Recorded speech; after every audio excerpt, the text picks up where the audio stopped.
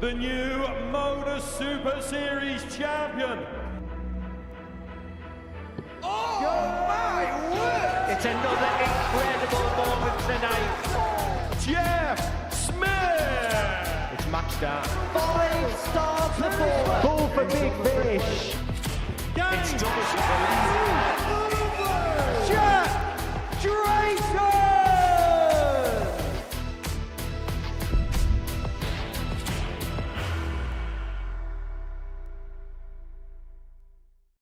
How does he hit that? the That's interceptor. how he hits it!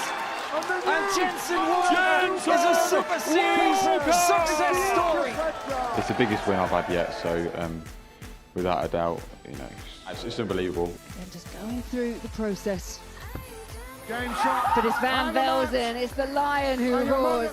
Ladies and gentlemen, your Week 2 winner is Keanu Van Velzen.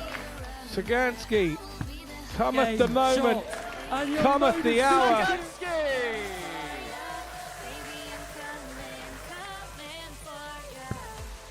And it's game, shot, and a man. Looking at that trophy, yeah, my name needs to be on there, so that's why I'm here. Look at this from Ham. That is special. That's a great start. Tops is required. Oh, what a shot there from Stephen Johnston. He's got double 16. And he's bolted it. Are we going to have a little bit of champagne? Oh, we are. Crack open the bubbly.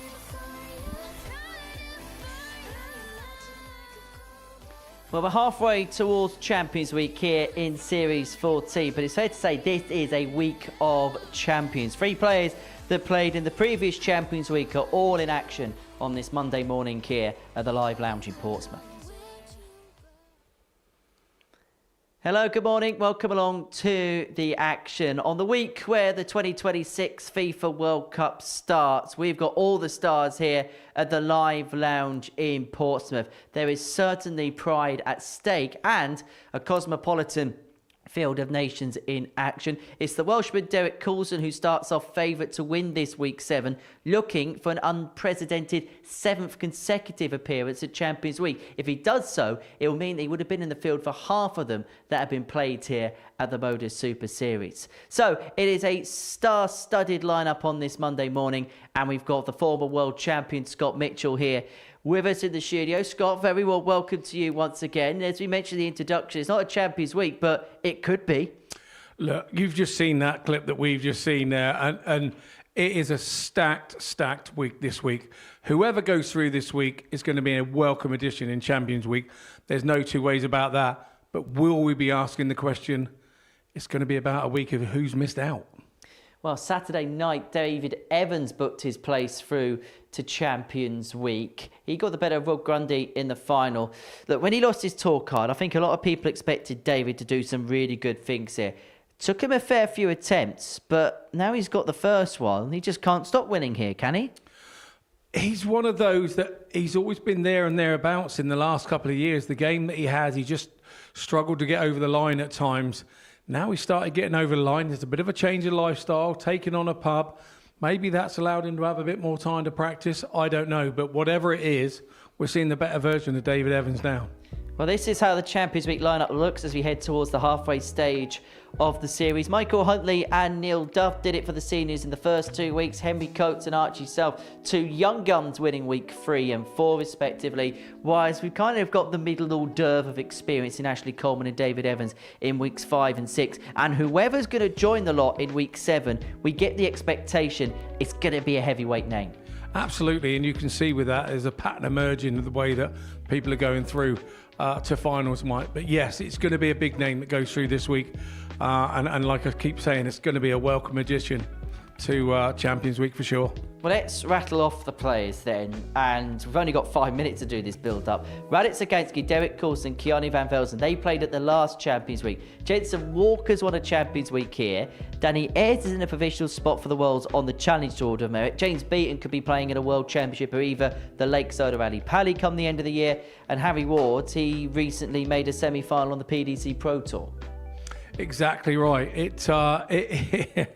It's one of those weeks. It is extremely stacked, and we could be talking at the end of the week about the guys that miss out rather than the guy that's gone through. Well, let's have a look at the odds. Now, Derek Coulson goes off favourite. That perhaps not a surprise, considering his record here, considering what he's doing elsewhere. But is this the type of week where we mentioned Harry Ward getting to a Pro Tour semi-final? He's 14-1. The likes of James Beaton having a very good season away from here at 14. Jensen Walker's won a Champions Week here, and he's placed at 12s. I 100% agree. I mean, if there's value here right the way through this group. It's unusual to have it with that, but Derek being the favourite, I get that, but there's lots of value this week.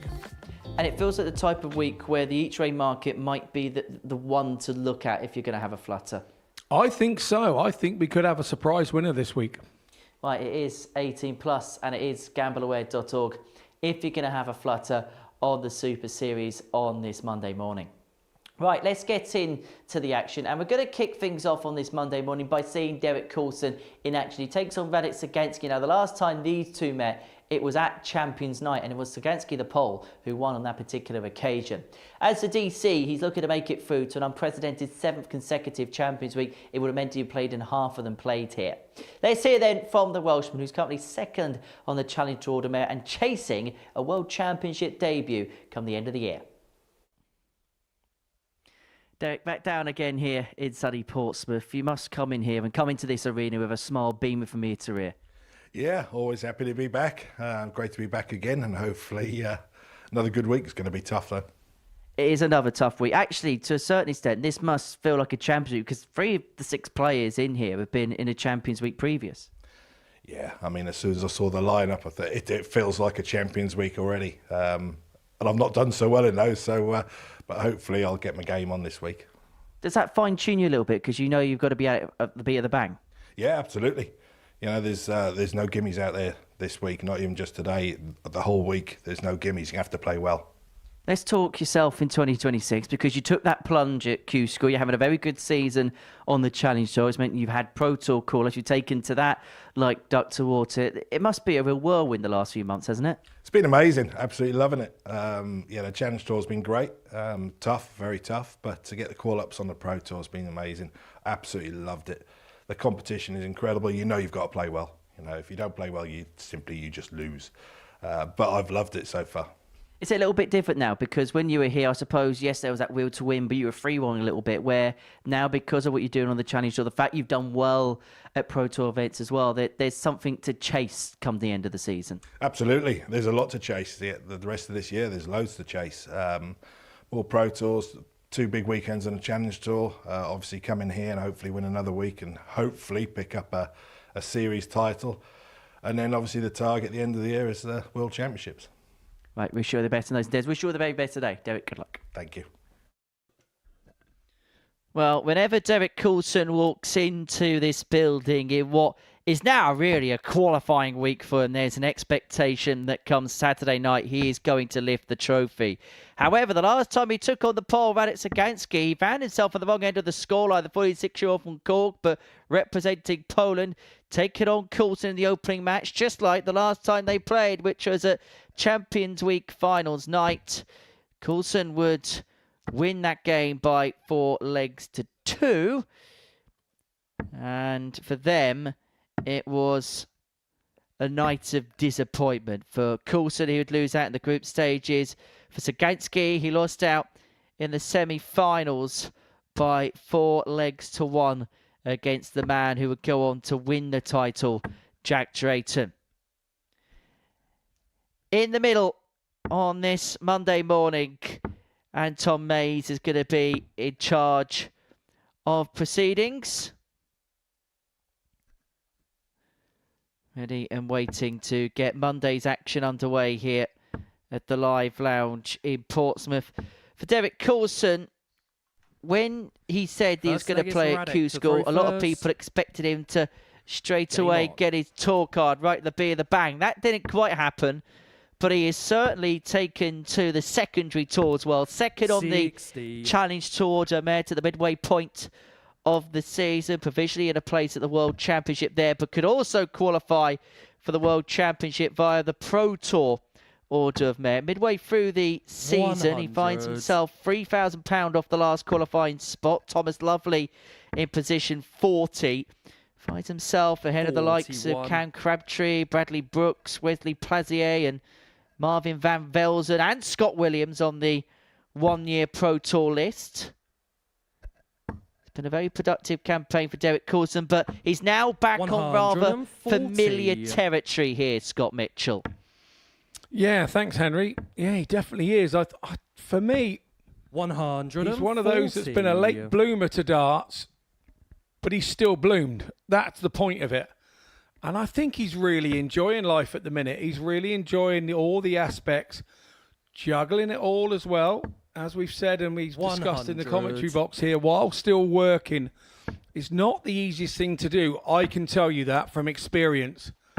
But he's enjoying it for what it is, and I think that's the way you do it without being rude. He's in the more senior years of his darting life and still playing extremely well. And for people like me, Derek's an inspiration, really is. 80. He certainly bucks certain trends, doesn't he? As Sagansky here is looking at double 11, going 16s first on the 18s. On the 18, shall I say. Loves double 16 and will do anything possible to try and leave it as Coulson looks at double tot to get the break. Now double 10 to get things going with a 15 darter. Expect plenty of them and fewer from Coulson throughout the course of the week. Second leg is Derek to throw An opening leg break. The Welshman, as ever, in fine fettle here. Yeah, I've noticed that since I've last watched him, I think there's a slight change of dart in the shape and obviously the tri-flight he's now using. He has had a dabble with this in the past. I remember rightly at Champions Week he was playing with equipment akin to that. I've seen it before from the likes of Connor Scott and 100. Devon Peterson in the past. I've spoken to Derek in the past in the players' room, and he's told me that he's been tinkering around. He likes to tinker to get that extra 2%. Didn't get time to catch him this morning, otherwise I would have asked him about this setup. Well, for someone like Derek, it's not as drastic a change to the tri-flight as it is for others, because he uses a kite-shaped flight anyway. The way his darts go in the air, it does lend itself to the tri-shape more than it does other players. But the problem you do have with equipment like that is every dart has to be thrown properly. Anything that's just a bit off, that flight will deviate it elsewhere. As he looks at double 18 for 116. 98. The angle of entry on the dart hasn't changed for Coulson. And I think that's what allows him to maybe 140. Have a little bit more tinkering space than other players. But double 9 incoming.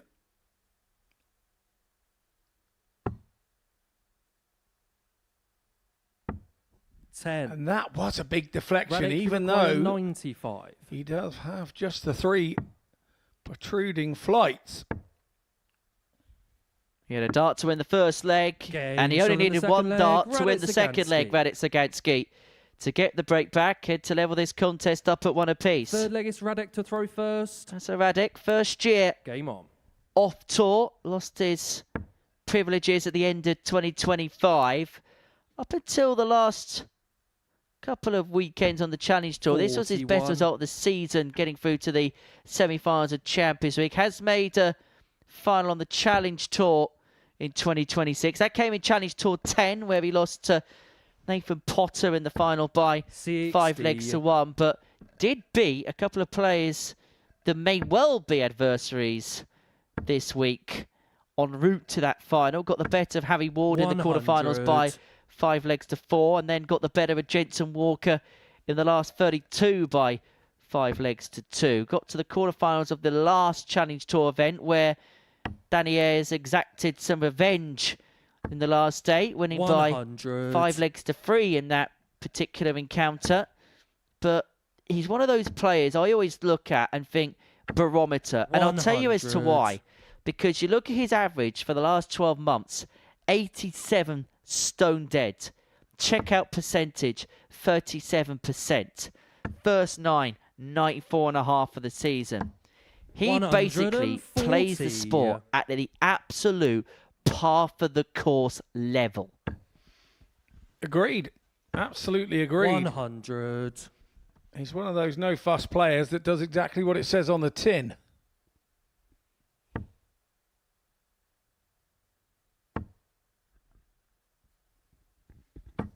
$125. However, when you're playing this man, you have to play better than par for the course. You've got to find a moment of brilliance, but he's not going to find it with a 160. So Coulson here, back for 76. 96. For what would be the Derek, you require third 76. consecutive break of throw at the beginning of this first contest of the week.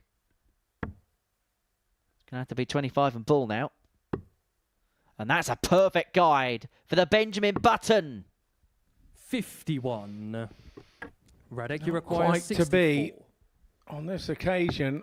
Sagansky back on that side of the board he loves. He's already hit double 8 for his first. And he's missed 48. double 8 for his second leg of the Derek, match. you require 25.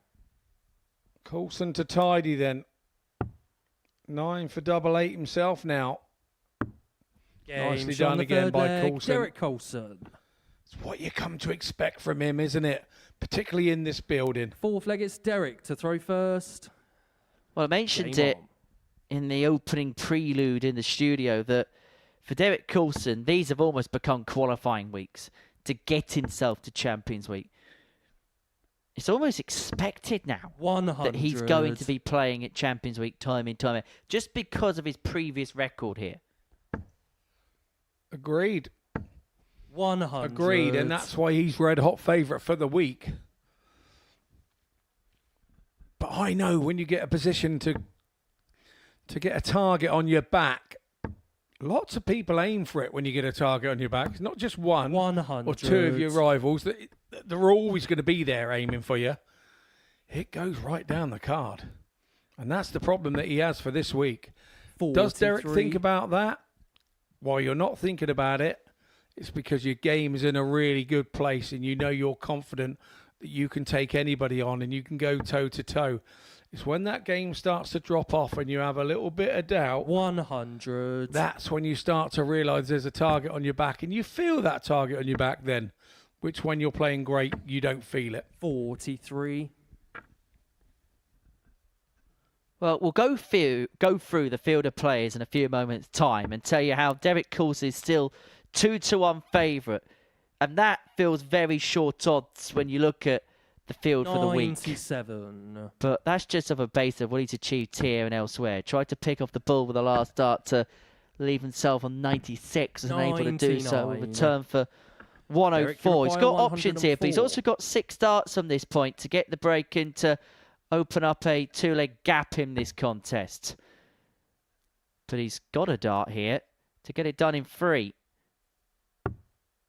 And that dart is at double 16. That 72. clips the wire.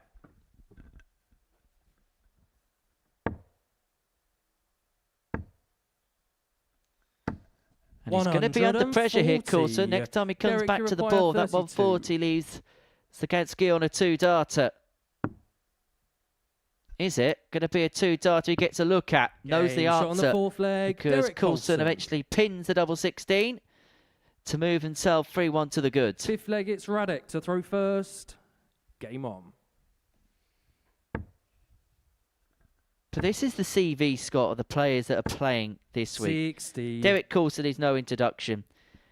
Danny Ayres, somebody who's had an incredible season on the Challenge Tour, provisionally 4th on that order of merit, provisionally in the World Championship. Radek Sagansky, winner in the previous series. Former tour card holder, played at the Worlds himself. 140. Matt Denham, fresh off tour, former weekly winner, played at the last World Championship. Oliver Mitchell, the reigning WDF British Classic 100. champion. Jensen Walker, former champion here. Semi-finalist at the World Championships at the Lakeside last December. Stephen Johnston, a player who's got very high levels, has a lot of success at the ADC in Scotland. Harry Ward, Pro Tour semi-finalist 6 weeks ago. 100. James Beaton, Dev Tour winner this year. World Championship quarterfinalist at the Lakeside in 2025. And Keanu Van Velzen, who is the 50-1 outsider of the 12. What a week in the previous series. Yeah, absolutely. It really is a stacked week, and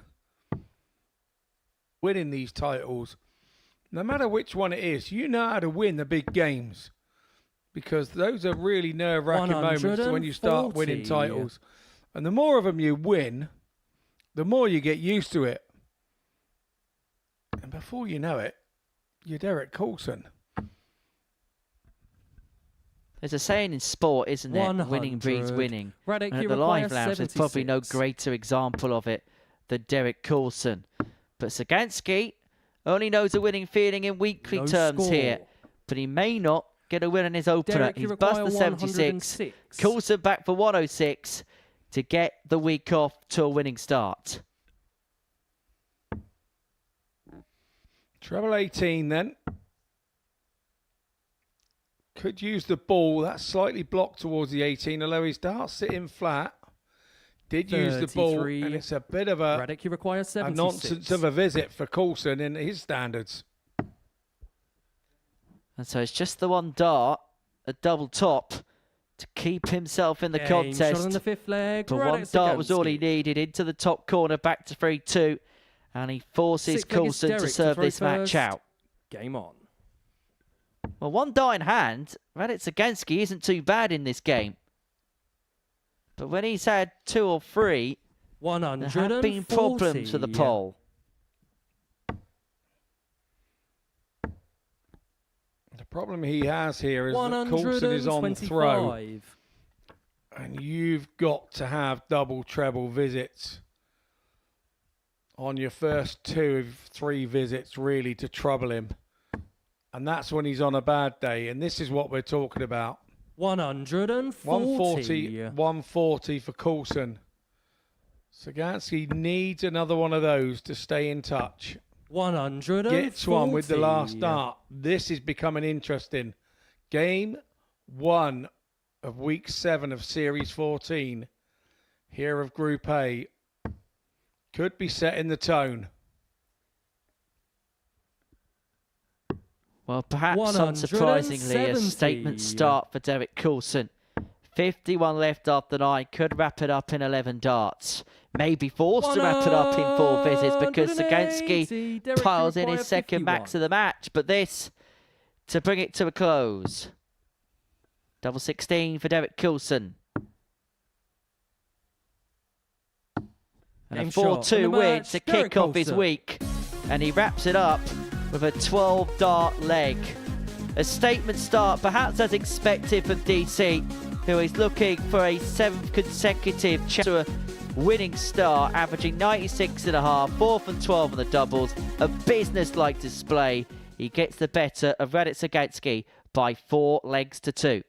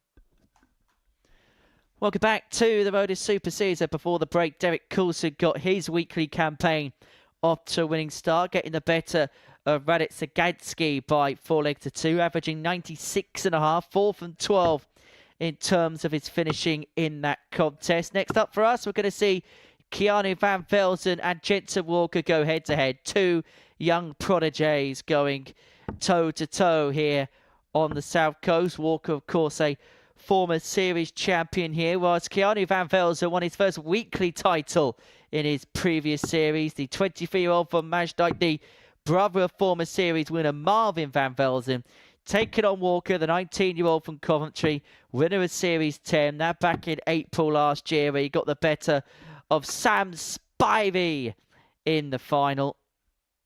This day 4 of 10 consecutively that Jensen and Keanu will be playing, having both played at the development tour at the weekend. For Jensen, busy few weeks ahead of him. He'll be playing here this week, and then he's going to be making the trip down to Ilfracombe to play for Game On England at the Six Nations Championships. For Keanu, 44. I suppose because he won a week in the previous series, naturally there'll be a little bit of pressure to try and follow up that success. 47. And maybe as well, the way Champions Week ended for Keanu, he might have a potential,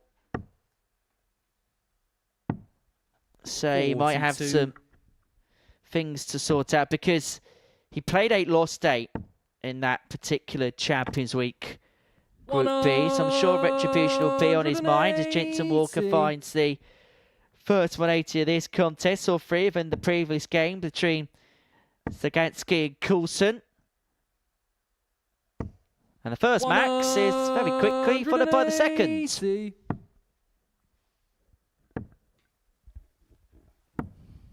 57. How often does that happen? One max entices 140. your opponent into doing one for themselves to keep up. See it an awful lot. 81. Keanu, you require 95.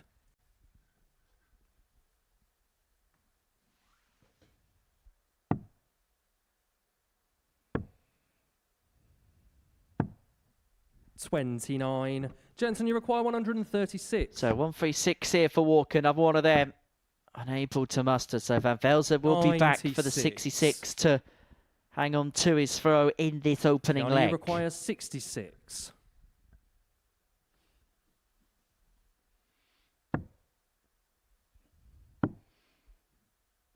Double 12 is now left, having hit double 16 going for the single. 54. Probably the delay there didn't Jensen, help. You require 40. Well, he worked out what he had left and then focused himself. Tops it is for Jensen Walker. Game shot on the first leg. Jensen Walker. He takes the tops. Sporting a new haircut this week. Jensen Walker. Second leg is Jensen. A little bit like an action man. Well, that was all action on tops. Three darts perfectly well thrown. 100. Achieving his goal with the third. He was eagle-eyed about it, wasn't he? Forget haircut, that's a buzz cut from Jensen Walker. 140. Decided to stray away from the Rick Astley lookalike. 93. Which was very much a moniker of his previous visit here. Well, we're hoping Jensen Walker never gives us up here at the Super Series. 81. More of a specials man, hence the shirt design. And probably the hairstyle. Yeah, walks on to a message to you, Rudy, isn't it? When he plays at the lakeside and the like. 140. 140 has left Jensen on a bogey, but they'll only be punished if Keanu finds a couple of power trebles. 140. And a couple of power trebles he finds to leave himself on a finish after 9. Jensen will be hoping to try and leave it as handy as he possibly can. And handy's going to leave it, having piled in a couple of big trebles. Keanu, you require 140.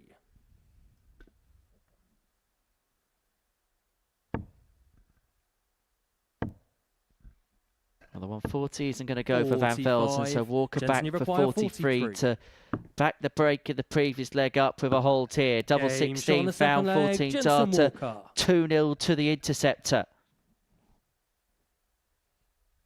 Third leg is Keanu to throw first. Coulson, Sagansky and Walker and Van Velzen are really looking in tidy nick at the moment, aren't they? They're playing okay. 100. And even though Van Velzen hasn't got a point on the board thus yet, he is looking 50 in good form as well. We were speaking off air, weren't we, before the action got underway this morning, and we were saying Jensen's the type of player. Yes, the Dev Tour didn't quite go 96. as much to plan this weekend as perhaps he would have wanted to. Best result over the course of 4 events was a last 16 in Development Tour 12. But he's also the type of player that can turn up sometimes out of the blue, maybe a little bit out of form, and then suddenly find something. And he's been around now at a very high standard for the last couple of years. And we forget how old he is.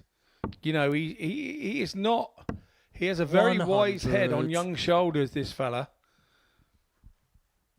This is not the end of Jensen Walker's darting career. This is just the very start. And it's an impressive start we've seen in the last couple of years. And I just think he's getting better and better. The problem is players... 42. I've been at the England Open at Selsey this weekend. And the young players just end up rushing to the board to see what their average is. And at the end of the day, for 135. me, darts isn't about sometimes the average. It's about how you're feeling as a player and how you're feeling you're progressing as a player. And sometimes 93. The average doesn't dictate what you're feeling inside. 40. So for me, the average can be, they need to leave it alone a little bit. And Jensen's one of those that has started to do that. Double 5 is found. Van Velzen's in the contest at 2-1. Incidentally, how was your candlelight supper at Selsey on Saturday? It was candlelit. It's Jensen to throw first. No, actually, I was one of the lucky ones. I got knocked out early. So we managed to get over while the electric was still on. Managed to get our order. The people I was staying in our little chalet van with. And we managed to get the order in. It then got delivered. And then the lights went out. So there were an awful lot of people there that had ordered and paid and then never received their food. So I was in a 57. A particular lucky mood. And particularly lucky that it happened to me. So, yeah, very much so. And I also won a dartboard in a draw, which was also very nice. So, you know, I had a lot of luck at Selsey, just not on the board. Is that the prize for the winner of today's agricultural teaser? 134. Yeah, absolutely. The winner of the agricultural teaser will receive a brand new box dart. But no, I'm not giving it away. I'm keeping that. I was going to say, don't sign it. You'll devalue it. Deface absolutely. And I definitely won't get you to sign it. 80. Because I'll have to pay to give it away if your name's on it. Well, Van Velzen trailed this game by 2 legs to 0, but he's got an opportunity. He'll probably feel as if he's got 6 on this particular point to square us back up at 2-2. Jensen raced out the traps, but Keanu has persevered, and that perseverance may well be 65. Beginning to pay off somewhat. Unless Jensen could have found something out of the ordinary. He's not going to get the 167, so 59. KVV looking at 78 to square this match back up. Keanu, you require 78.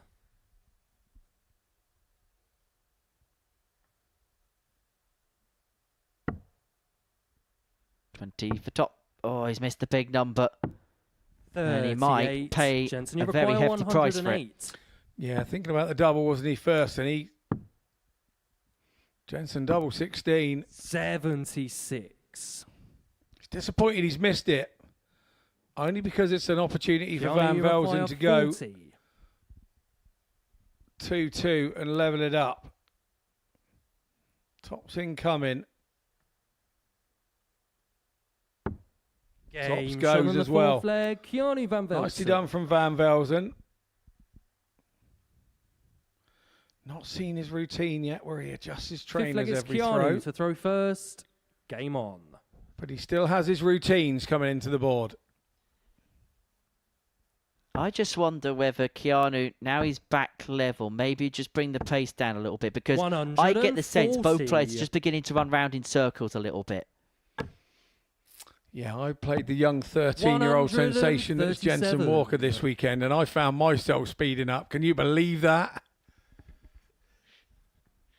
That'd have been normal pace. I did. People didn't have to put their thumb up to check that I was still moving. 57. You know, when you play later on this series, that when they cut to the replays, they've got to put it on fast forward to enact the slow-mo. Yeah. As Jensen Walker finds the game's fourth 180 in the fifth leg.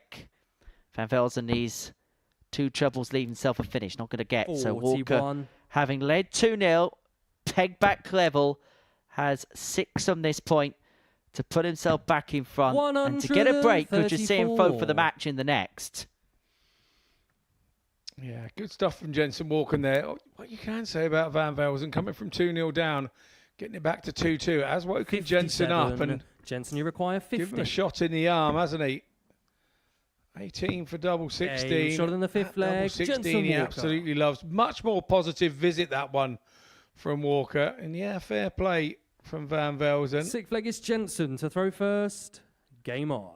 11 data, respected by his opponent. There would have been 1 or 2 players after having left 50 after 9. May have gone straight for the bullseye to won it in 10. 180. For Walker, conventional and perfect in his execution. And perfect in his execution there. That is third 180 of the game. Hanging out just over 95 average, 96 and a bit. 55. So exactly where Jensen would want to be at this stage on a Monday morning in his first game. There's nothing better than starting really well 44. to kind of set the rest of your group up. Now, these two did meet at the weekend at the PDC Development Tour. They met in Dev Tour 11 in the first round. 85. And it was Jensen that got the better Keanu by 4 legs to 0. Now, it's a tighter game here than it was in Milton Keynes on Friday, but it looks like it's going to be the same outcome. Jensen Walker with time and space to get this wrapped up by 4 legs to 2. 57. Jensen, you require 137. Looks to be starting downstairs. Is it tops now? No, he's going treble 16. 89. Which would imply with 48 left, he should go 8 for tops as opposed to... Sorry, for 16 double sixes as opposed to 8 Jensen, for you tops. require 40. Yeah, I agree with you, Henry. It is 16 for double 16. 1 dart left in hand. 32. Oh, a bit wild, wasn't it, that last one? Has time on his side. Van Velzen sat on 251. Well, it's been a really good start for the Interceptor. 45. That 11 dart to Jensen, the you require highlight. 16. That got him the break in the previous leg. And Game with all shot the and the time match, in the world Jensen to wrap Walker. the match up, he only needs the 1 dart at double 8 to complete a 4-2 victory over Keanu Van Velzen to get his week off to a winning start. The former champion, the Interceptor, up and running. A decent display, 3 180s, 93 average, 4 from 9 on the doubles. Jensen Walker beats Keanu Van Velzen by 4 legs to 2.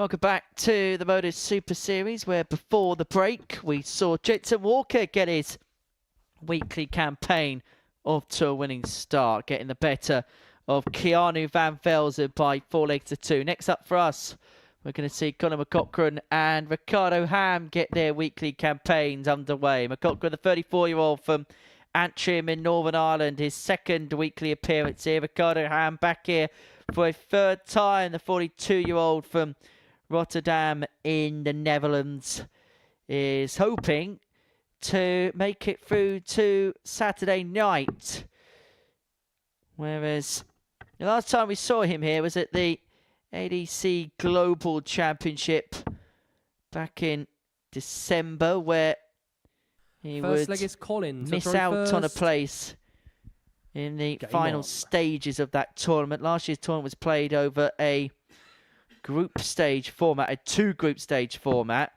Did get through the first 96 qualifying group before then missing out in stage 2.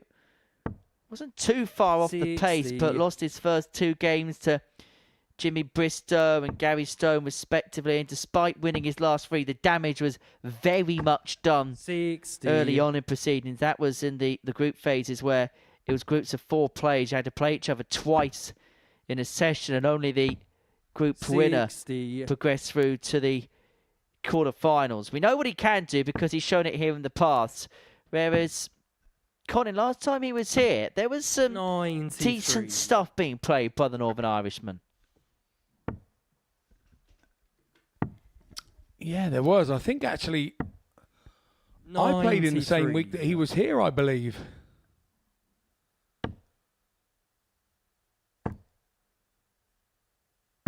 Really, really likeable chap, Colin. 180. Yeah, indeed. He did play. And the last match, actually, that Conor McCaughrean played 72. on this stage, Scott, was against you, and he won by 4 legs to 3. I remember that. I remember we went straight round the local public house afterwards and had a 125. nice beer and a chat together with it. Such 40. a nice guy, really is. Game shot on the Underestimated first as a leg, dart Colin player. Felt that he was a little bit like a rabbit in the headlights at times in that week that he came Second here. leg is Ricardo to throw first. And I said, you shouldn't be like that. You shouldn't feel like that. You've got to be enjoying it for what it is and enjoy the moments rather than let the moments own you. And by the time that I'd convinced him of that, yeah, he did that to me in the last game. Well, you played each other 5 times that week, Scott. 45. 4 of the 5 meetings went 4-3. The other one went 4-2. Yeah. Certainly got your legs in with one another. Yeah, we knew what we were doing. 58. We had to get our money's worth. You would win 4 of those 5 meetings. Colin would win the final one, which I think counts for more anyway. It does count for more because I think it stopped me going to another place. So there's another story. But yes. Outside of here, has 81, made the last 16 of a Challenge Tour this year. That coming in Challenge Tour Event 8. He's only played in 5 of those this season, but it's got some decent wins to his name. We'll go through that in a few moments. He's a really decent guy, and he is a good player. And I think, again, he's one that is now kind of relatively new to all this. And he really is a talented 58. player. And once he starts believing in his own ability, I think we're going to see a lot more of him. We have a bit of an Irish contingency from Republic of that area coming through now, don't we? Which is really impressive because of the way that the INDO has been set up in the past. I hear there's a few problems with that going on at the moment. 120. They are producing the players with their 107. system out there, which was set up by Kev Devaney. It was brilliant, but I believe he's no longer involved. 44. But yeah, I haven't had an update on the situation lately. But yeah, credit where it's due. They're bringing over some really tidy players now and bringing them to the fore. And I think the Modus Super Series is a real nice platform for those to come over from the ADC sort of rankings and qualifiers to Game do shot it. in the second leg. Ricardo Ham. Ricardo Ham takes out the 63. Colin there having a few issues on Third the leg is outer Colin ring. to throw first. Game on.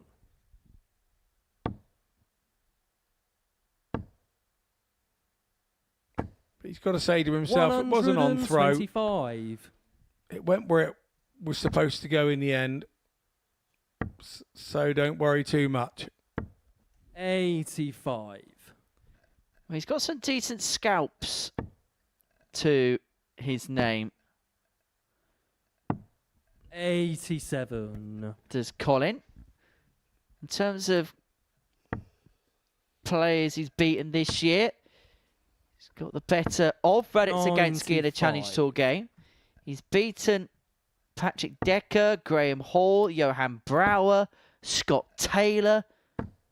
68. And he also got through at the beginning of the year to the last 16 of the Northern Ireland Open, where amongst players he beat en route, James Beaton, who we're going to see later on this week, 4-3. Lost out the last 16 to Neil Withers by 4 legs to 1. So I say, got to that last 16. Lost out to Tedward Everts by 5 legs to 3 in the 60. last 16 of that particular competition. So trending in the right direction. Could well cause some problems this week. 59. But to cause problems this week, Colin, you require he's probably going to have to play 161. at his higher level more often than not. Yeah, but the fact that it's there is the interest Ricardo, for you me. require 122.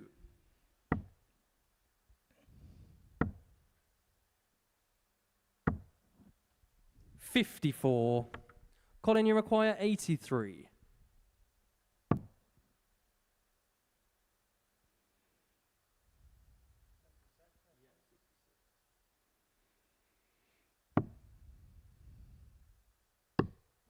58. Ricardo, you require 68. I mean, if he'd have had a fatter point in his dart there, that bullseye would have been in. That's how close to the wire he was. But Ricardo Ham, 28. back on that tops again. Colin, you require 25.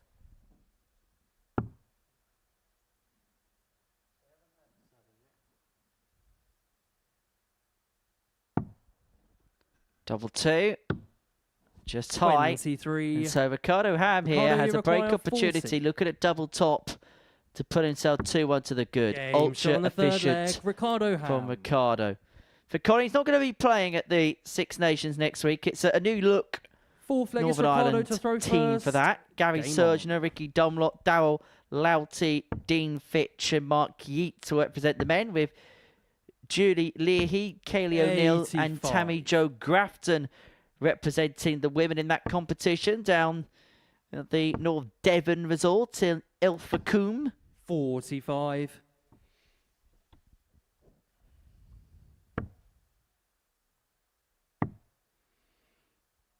Of course, Colin plays for the 46. NDO, not the other one. Thank you very much, Neil Duff, for your message. I'm pleased to see you're watching. Just keeping your eye on us and making sure we get the right information. 81. Yeah, he's not going to be there next week representing Northern Ireland. It'll feel weird. 60. Actually, a international tournament and Neil Duff not representing the Northern Irish team. 41. Amazing to think that we're going to go 10 weeks without seeing Neil. I think it's the most I've gone without ever seeing him.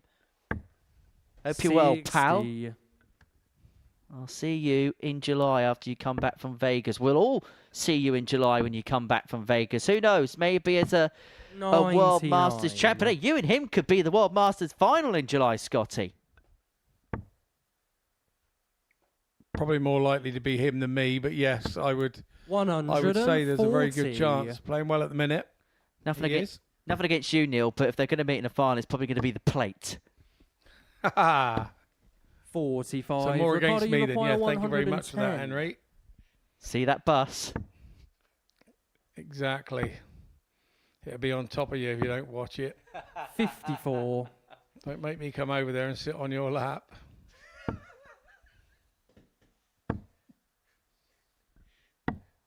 perfect setup. 174 to leave double eight, and now all of a sudden this has to go for Ricardo. Been good on tops, but misses it when it matters most. And Colin comes back. The 174 rattled the cage of his Dutch opponent. Now returns to level things up, but he's unable to find a way through. Two well-thrown darts, couldn't find the target. No, I think it was three well-thrown darts for Colin, but it hasn't quite worked for him. And Ricardo Ham has given him another opportunity. And if Colin has to sharpen up anywhere, this is probably where he needs to sharpen up. Game shot. Nicely done. Colin McCaughrean. Lucky to get back and get the second opportunity. This is what you have to do as a player. You have to try and restrict the opportunities of your opponent. 81. Because if you give them opportunities, they're as good as you are and they'll take it. 95.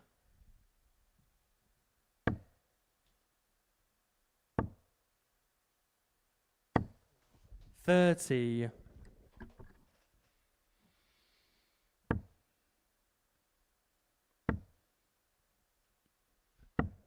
94.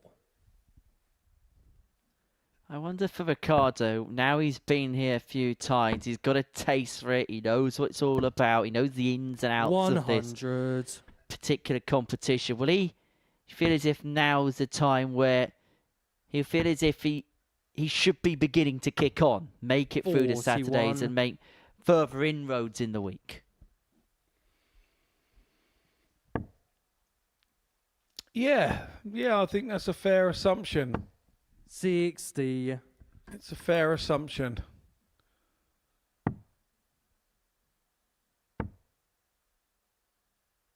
I think we're seeing players 59. Sort of sometimes change their route and concentrate on trying to be here at the Super Series as well, maybe rather than do other things. 60. This is how big the Super Series is becoming, the development of players. Everybody is seeing players come here, do well here, go on, get tour cards. So I think now we're developing the Super Series to a position where players really want to be here because they know that if they want to progress to the next part, it feels like they've got to come through here and do well. 58. Ricardo, you require 72. Well, 72 here for Ricardo to get his nose in front. Double 12 for the break. Game shot on the fifth and leg. now has Ricardo the darts to win this contest. Well, there's a 6'10" inch reason as to why players want to be here now, because of the trajectory and path it can take you. And probably the best example of a rags to riches story here is probably that of Jimmy Vansky. When he came here for the first time, with the greatest of respect to Jimmy, we didn't have a clue who he was. We couldn't miss him. He's nearly 7 foot. Came here the first time, played okay, didn't qualify, but because he won a few ADC qualifiers, he had time to get things right. Came here the second time, won. Champions Week didn't quite go to plan, and then when he came back, every time he was doing something different, he was getting better. Did it at the Lakeside. First year, struggled. Second year, won it. He is living proof 100. that if you can get here, you can keep coming here, you can find experience, you can do special things in this sport. Yeah, agreed. And it's getting used to being in front of the cameras and making that feel like it's your floor game that will come out because you're so used to being in front of them. It becomes second nature and you don't bat an eyelid. When you first play on the TV in front of these cameras, particularly at TV events like your Lakesides or like your Rally Pallies, there's a camera just to the left of the board and you see the camera moving as you move on the hockey. Well, in time, you don't see it doing it because you're so used to it happening. 54. Colin, you require 151. Should have got a match start. Ricardo didn't. We'll be hopeful he's going to get free when he comes back. And he is going to come back. 81. Ricardo, you require 24.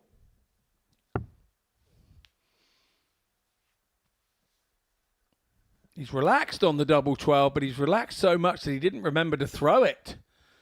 And it's dropped down into the 9, across the double 16. 4. And now a more realistic Colin, chance you require now 70. for Colin.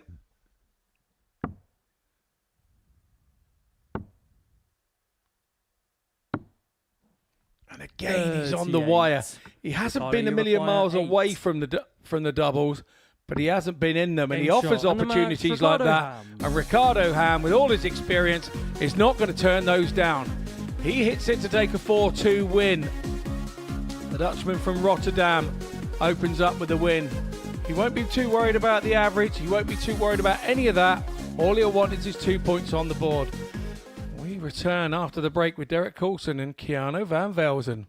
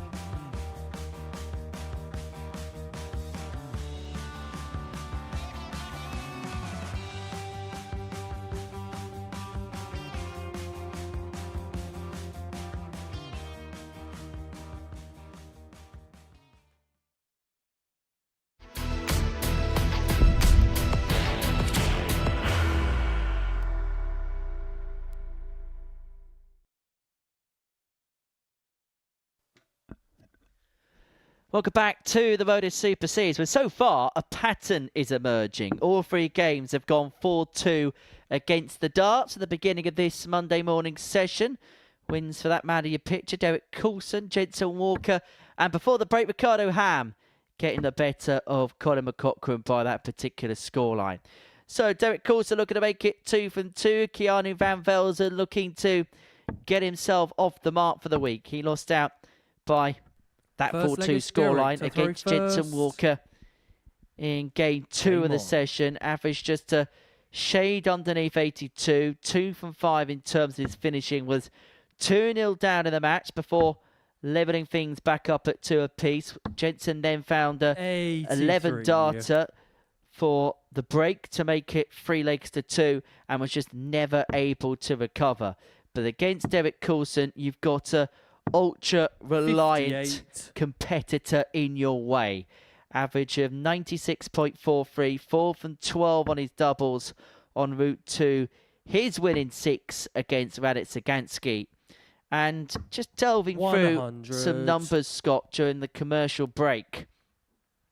Since the beginning of the calendar year, so the beginning of the season, Derek Coulson is running off the 44th best mean running average of any player on the planet.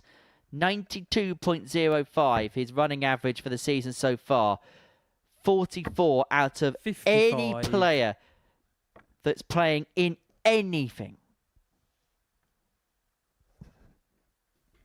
Well, anything. Anything, 30. anything. Knowledge is the bomb, Henry. You've usually not got enough to blow your own nose.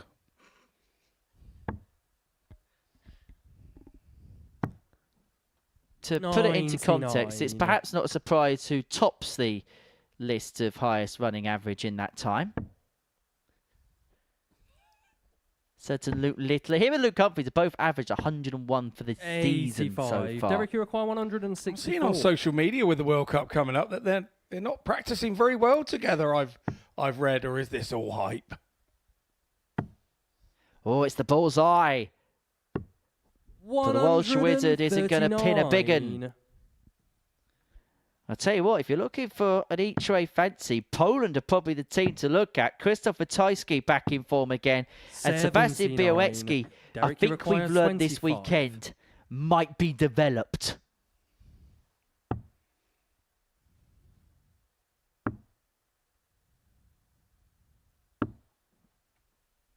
Yeah, I agree with that statement. Just want to let Coulson throw his darts there. It's an unusual miss for him when he visits the board.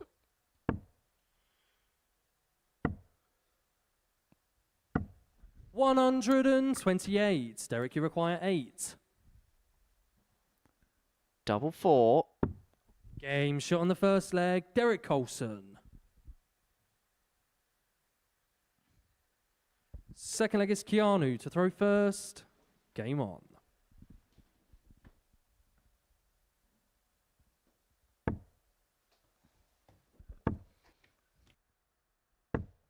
$41.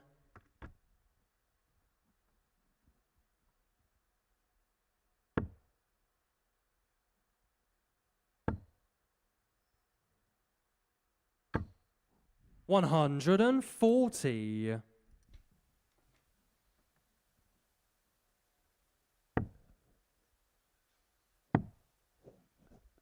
Well, Coulson 81. taking the open year. His running totals for the season is better than the likes of Daryl Gurney, Mike De Decker, Bo Greaves, Nico Springer, Callan Ridds, Cameron Menzies. The list goes on. That's the type of company that he's keeping this season. 96. And the type of company he hopes to be with on a regular basis come next year, because the ambition, the goal will be to go again at Q-School in January and pick up the card he came so close to getting 58. At the beginning of 2026. Man, even need to go to Q-School the way he's playing on the Challenge Tour. Currently second on that particular order of merit. 43.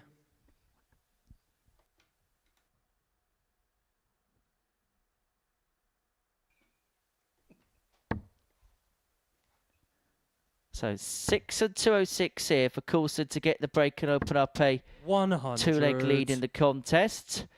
106 required to do exactly that.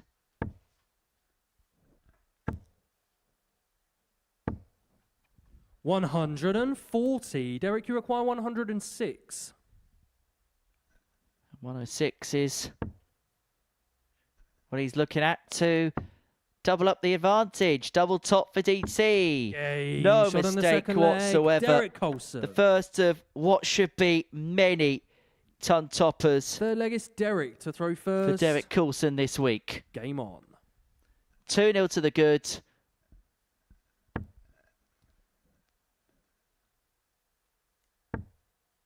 Looking comfortable despite playing at a level 60. which feels subpar. And when I say subpar, I'm saying that because he's averaging only 86. 98.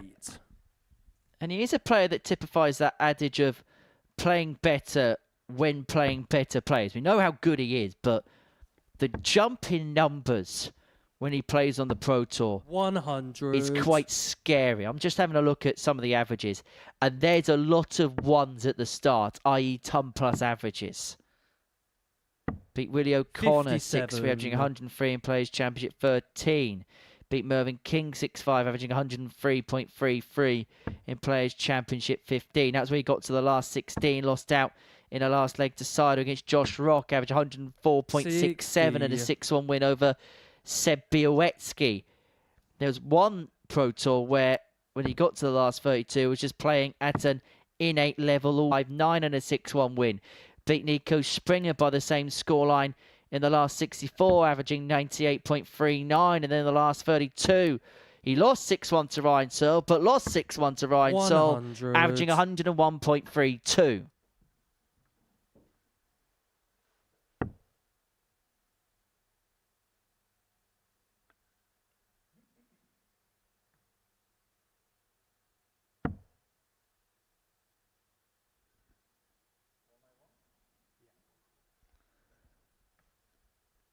Now needs to find another treble here, does Keanu, or big treble at least, leave himself on a finish. 77. Because as you can see, the single 18 leaves himself on 173.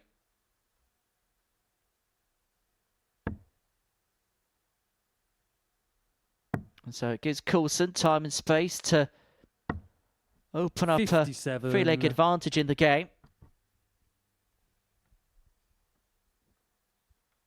He's not tidied it up as much as perhaps he would have liked. 59. No, he hasn't, but Derek, you require 124. you do get to a point where Coulson's, although he's not averaging what he would average, he's still in control of the game, isn't he? And again, that's on how you feel it within the game. 99. How he had to go that route with Van Velzen on 114, and very sensible indeed. But once again, he hits the 25. And he'll be feeling that's a bad dart for him in these days. Usually he's hitting the bullseye. And that's the reason why. Keanu Van Velzen. Good stuff from Van Velzen. The first ton topper Fourth leg is Keanu of the day for us. Game on. Yeah, Van Velzen's one of those players that he's very gritty, isn't he? And it could have been so easy in that situation, the way Derek's been playing, the way he's been playing, for his head just to drop a little bit, but gets himself back into the game and just poses a question or two at Derek. There was a break back for KVV. 60.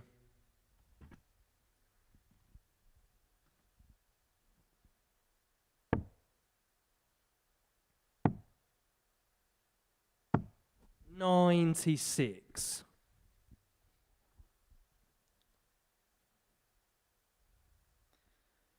Keanu Van Velzen's almost like the Rafael Nadal of darts. Now, he hasn't got the trophy cabinet of Rafael Nadal.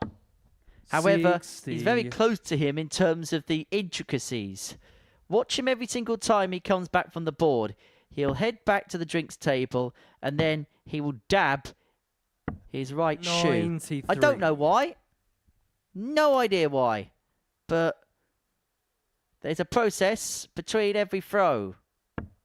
And as you can see, just about, he gives his shoelaces a brush. 60. I think he plays with the tongue of his shoe or something.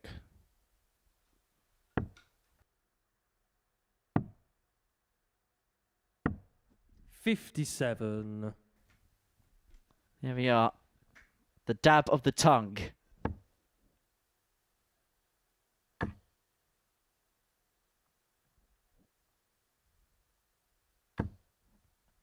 140. Cutting edge replay work there from our guys down in the dungeon. They catch all the good darts or all the good quirks. Thankfully, they don't catch the bad darts.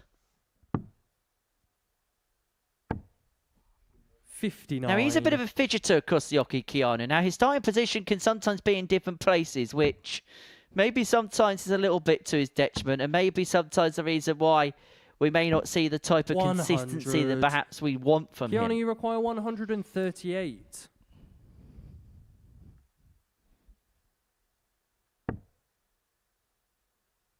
You can't stand anywhere you want as long as you're behind the line. And some players do that. I actually found myself doing it yesterday. There was a little air conditioning vent that kept coming on Derek, over the you top of my require board. When the 81. heat rose, the air conditioning came on a timer sensor, and then it would disappear. And I found myself having to move along the Oki to get my dart to fly in a different way. But with experience, you know how to deal with it. Ironically, I moved off of that board. 75. Went to a lovely board, no air conditioning on it, no nothing. Keanu, Lost you 4-0. require 95. However, you did win your board. Not on the Oki, just in the raffle. As Van Velzen looks at 95 to level up at 2-2. Went double-double and able to get. 55. Derek, you require 6.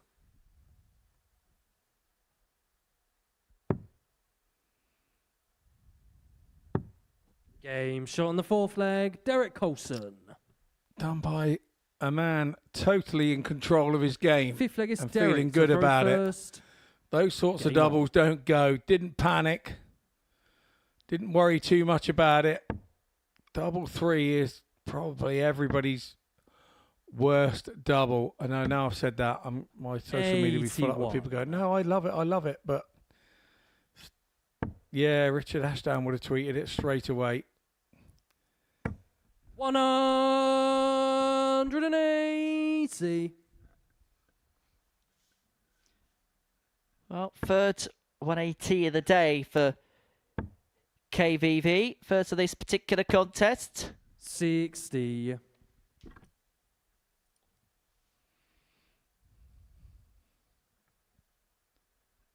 I wonder if he can... No, he can't follow up. 41. In fact, he's opened up the door here for Derek. Even a ton here would make things interesting. That's why it's so important to back a 180 with something, and that's Derek showing it. In fact, the only player that so far, even though we're only 4 games in, the only one that hasn't produced the bacon so far is Ricardo Ham. Oh, no. He started already. 44. 10:47 as Scott Mitchell has just made his first ham joke. It wasn't a ham joke, it was a statement. 45. You're starting to get on my grill. And they all will be ad hoc, these mentions.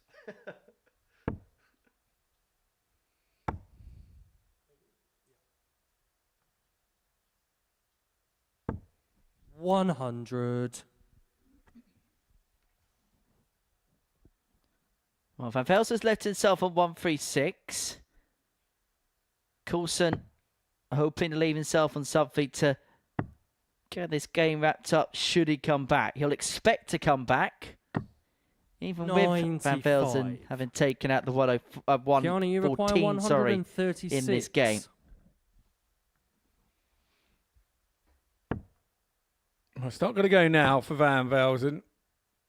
Sequel 19 will leave 96. double top. Derek, you So require the 80 is under a certain amount of pressure for Coulson.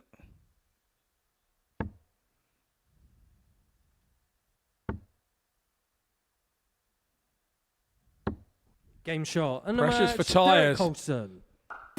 Not for Derek Coulson. No such thing as pressure. Started the day nicely here, hasn't he? It's another 4-1 win for him. Only an 82 average, but he won't be worried about that. Win's a win. A W on his side of the board is what he chased. We head into a short break, and when we return, we have Ricardo Ham taking on Radek Sagansky.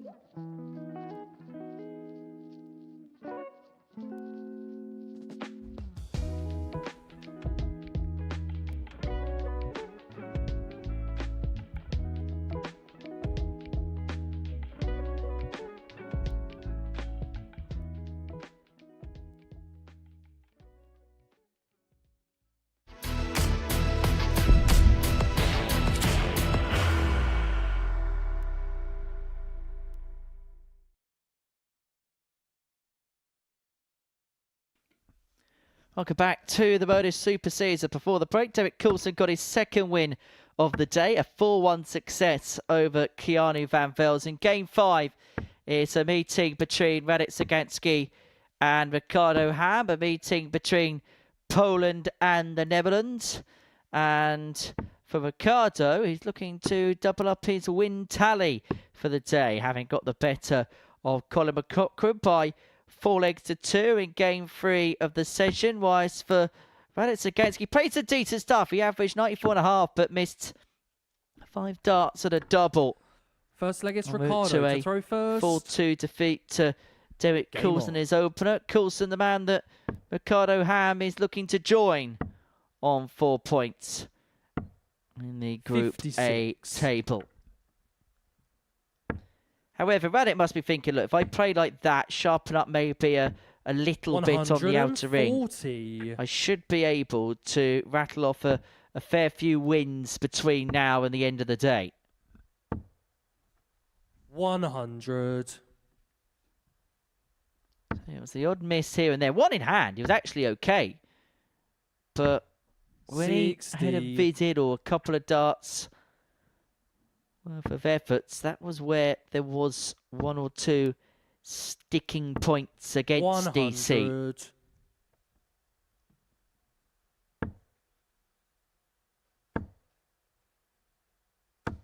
100.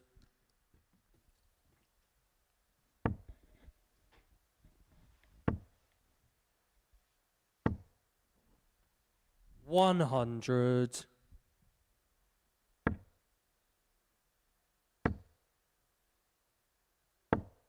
100. Do you require 145?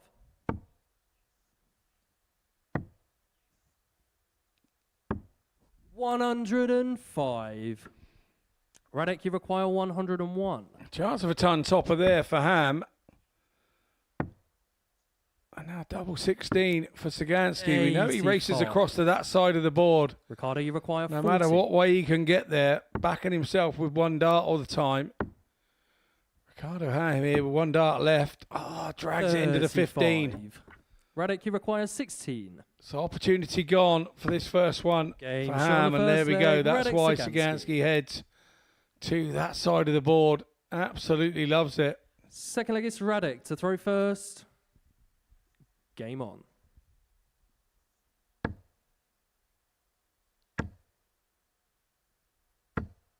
$81.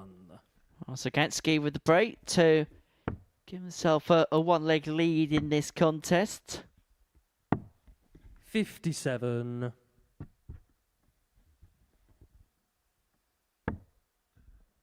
So he didn't play poorly in his opening game against Derek Coulson. It was just 100. DC did the right things at the right times, to paraphrase a certain Dutchman. 140.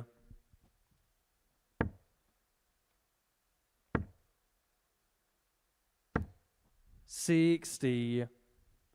And I think there is a player like Radek Sagansky that comes here every year. Somebody that dropped off tour. Maybe when they were plying their trade 84. amongst the elite. Wasn't somebody that would maybe pull up trees. Maybe not 140. the type of name that would be first on a call sheet or somebody you'd see a lot on stream. But they come here. 140. And just that slight Radek, you require 120. deviation in level, it just suits him down to the ground. As he looks at tops here, Sagansky for the Game shot on the 120 second and a leg, 2-0 Radek lead. Sagansky. Third leg is Ricardo to throw first. Efficient, Game on. isn't he? Super efficient, Sagansky. That's how you would describe his game. 76. And look, he's not a mug. He's won a Players' Championship event. Now, that 100. was 3 years ago, but there's some really good players that have never won one of them. Played at the World Championship in 2024, played at the Players' Championship 76. Finals in 2023. They dropped off tour after 3 years on the 100. circuit.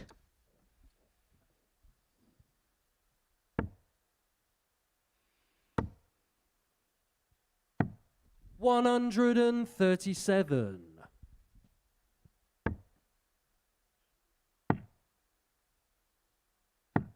96. However, this leg maybe just feeling a little bit scrappy, a little bit bitty, 81. but a big last start there for Ricardo to leave himself on a finish. 59. Ricardo, you require 131. Still has the ascendancy in this leg. He's going to look at tops, and able to get the first of which. 71. Radek, you require 146.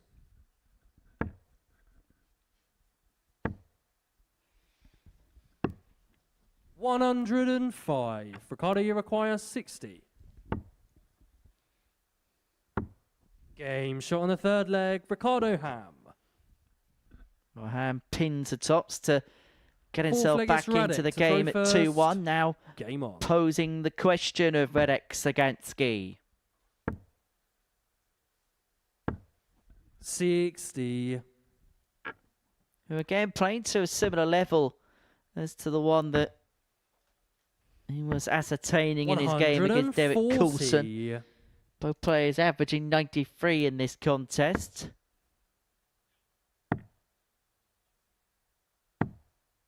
$77. Tidy game this, and actually it's been a decent morning's worth of darts so far, Scott. Yeah, it certainly has. 85. Zipping along nicely. Those averages there in the 90s. Really tidy stuff. But 140. we did say at the top of the show, this week is stacked with quality. Stacked with quality. 100. Yeah, this week will take some stopping, and that includes Champions Week. I think this will be the 100. best week of the series. In terms of the names, in terms of what they've done this year. 100. The winner of this Radek, will have a big, big 124. say come week 13 at the end of July. As Sagansky looks at Triple 18 and Bull for the 1-2-4. 99. Ricardo, you require 76. Game shot on the fourth leg. It's the Ricardo sort of Howe. group that when you push your opposition, they're going to reply and not fold. Fifth leg, it's that Ricardo type to of throw first. It has that about it, doesn't Game it? on. Nobody's going to hide in their shells. Nobody's going to run away. 100. Look, this week is going to be Pro Tour standard just because of the type of players you've got in there. You miss an opportunity, don't expect to come back to the board. Simple as 100. that.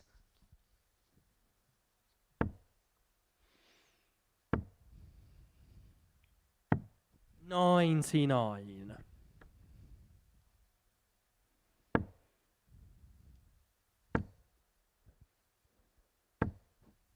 100.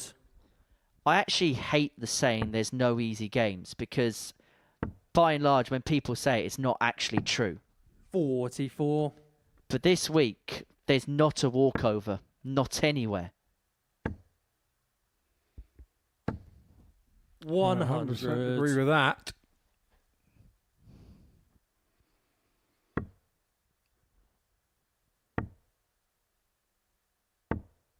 $36.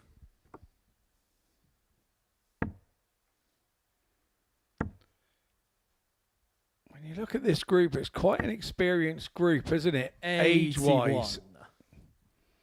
A lot of darts been thrown in the past to get them to here. Okay, Jensen Walker maybe, and Keanu Van 92. Velzen Radek, you require 120. being the younger statesman of the group. But still lots of experience for their slender ages. 100. Ricardo, you require 130. Well, Sagansky's missed Tots for his second 120 of the game. Ham's not going to get the treble he needed with dart 1 or 2 to Radek, give himself a poke at the ball for the 130. So this for the break in 3-2.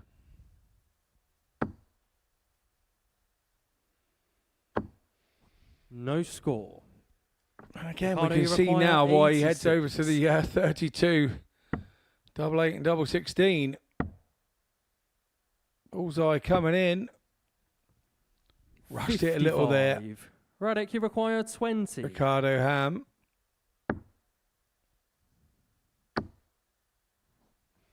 Game shot on He the used to fifth flight leg. well, Radek and Sagansky knew that the dart was in before. Sixth Our leg, it's referee, Radek he to was throw heading to the first. board. Game on. So 3-2 Sagansky leads, and with the darts in hand to get over the 82. line to cancel out that opening defeat to Derek Coulson with his opening win of this week 7. 85.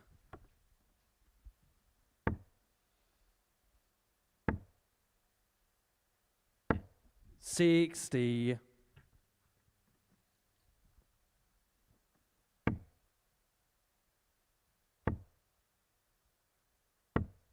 $55.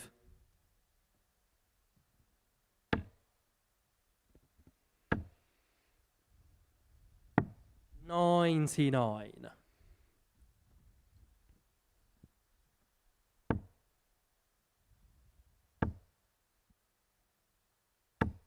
140. Well, he's done really well to Crowhorn to shoehorn a second triple in there. 100. Yeah, a ton there for Sagansky. Keeps him honest and gets him first to a finish as well. He's had 16. They leave you in this kind of range after 4 visits in a leg. It might not get you down on a 2 data, but it's going to constantly Ricardo, you require leave you there or 121. thereabouts. Double 14 to take us all the way, not to be for Ricardo Ham. 107. Radek, you require 80. So 80 for Sagansky then. Now he's got to do it the hard way. Disappointed he strayed off the line there.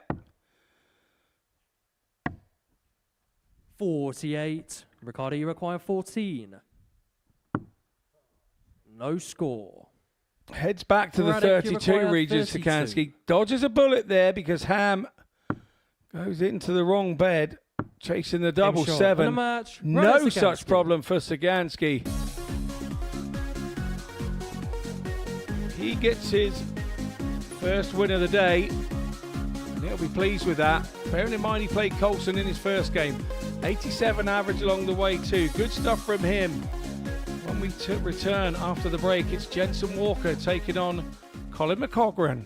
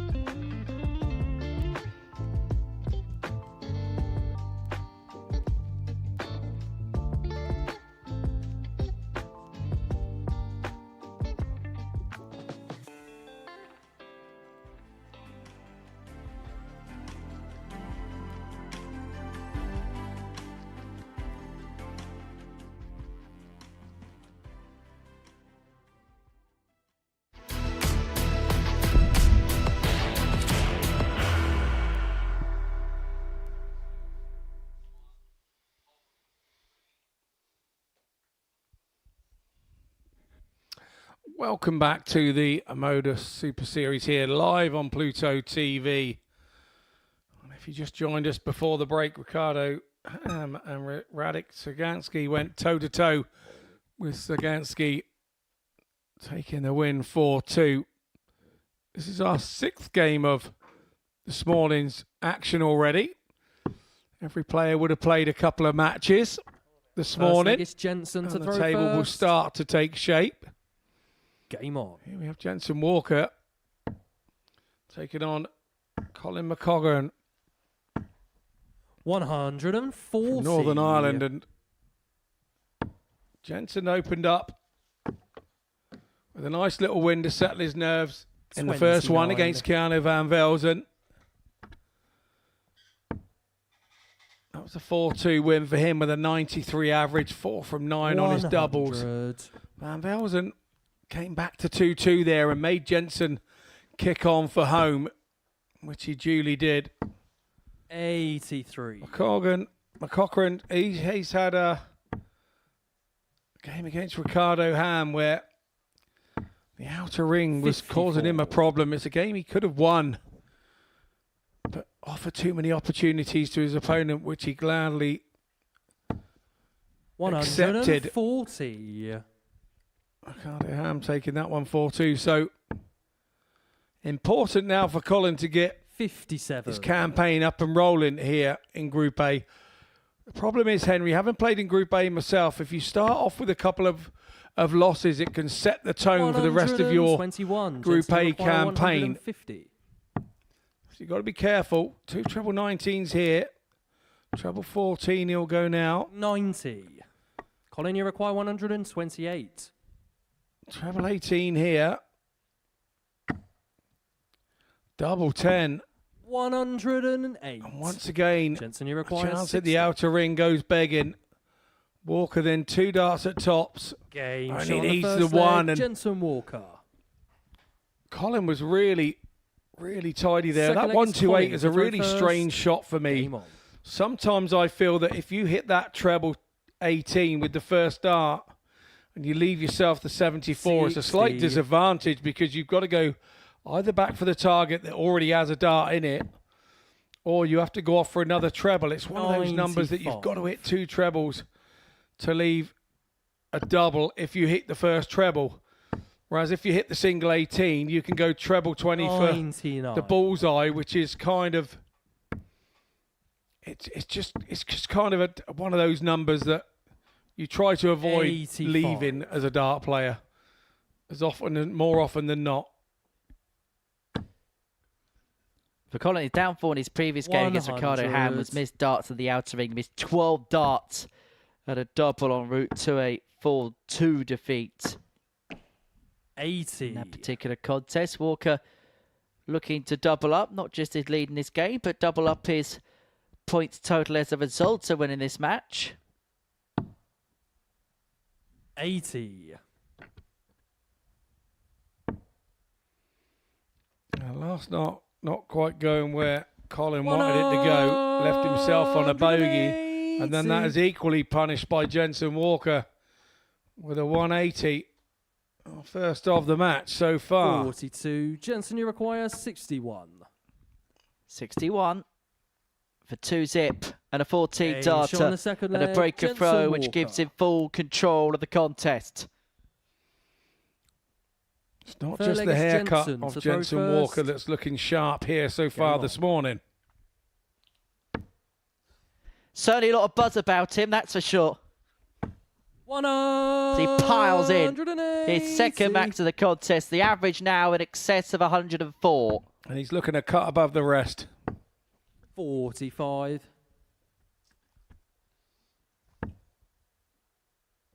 Got to say, nice skin fade on the sides. 140. My head's too fat for them. Hey, that barber's trying to do a good job in doing it, Scott. That same barber's trying to keep mine alive, so they must be very 58. good. Yeah, trying to control my growth of hair at 56 years old. And how old are you? 40. 26. And they're trying to contain yours. It's only because they want a long-term customer. Don't worry, mate. If you still lose it up the 58. middle, you Jensen, still got to have the require size trimmed. 141. They're not silly. 141 then. Plenty of time from here for 51. Jensen Walker to move himself 3-0 to the good. I said it to you early on, and I don't know what it is, but there's just 60. something about Jensen, you Jensen require which just makes me 90. think in a week like this where he can go under the radar a little bit, he could have a bit of joy. Decides to split with the last 74. because he's got a bit of time on his side. But does that put pressure on the throw when you come back now? 60. No. Jensen, you require 60. Is the answer. Awkward, but we've seen in the past he can find them from difficult angles. Now double 4. I was just about to 12. say that's the worst possible scenario. Moves inside, returns for 2s with his opponent not on a finish. But he might be on tops in a second. He is on tops. This leg, all of a sudden, has a completely different complexion to it. Jensen, you require 4. Colin's got a smile on his face thinking, why now? Why the 180 now? Because he Shot on knows the that third Jensen's leg, going to go and do Jensen that. Walker. It's all just knowing about how far to take him from Jensen Walker. Fourth leg is Colin to throw He goes first. into a Game on. 3-0 win. They've only been on the hockey 5 minutes and 43 seconds. Is it fair to say that 60. Jensen Walker can be attributed to as a street smart player? He's one of the thinking man's players. He 82. thinks a lot when he plays. And sometimes that isn't a bad thing because then you're not concentrating on your opponent. You're actually indulged in what you're doing yourself. 100. Yes, I would say he is a thinking man's player. Yes, I think he now has a lot of smarts towards 140. board management, probably more than he had a year ago. Wouldn't have probably seen him do what he did earlier, hit that 14 rather than go and make a mess of the double 15 on the 90. I don't think there's anything not to like about the way that Jensen's developing within the game. 99. The brain power to back what he's doing 43. in that development. And he also has the ability to pick up and hit whatever he wants to do.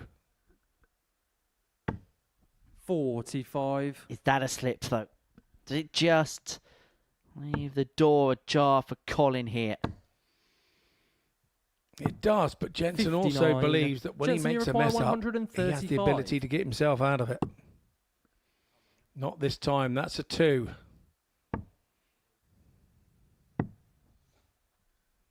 This might be the only opportunity Colin gets here to save the match.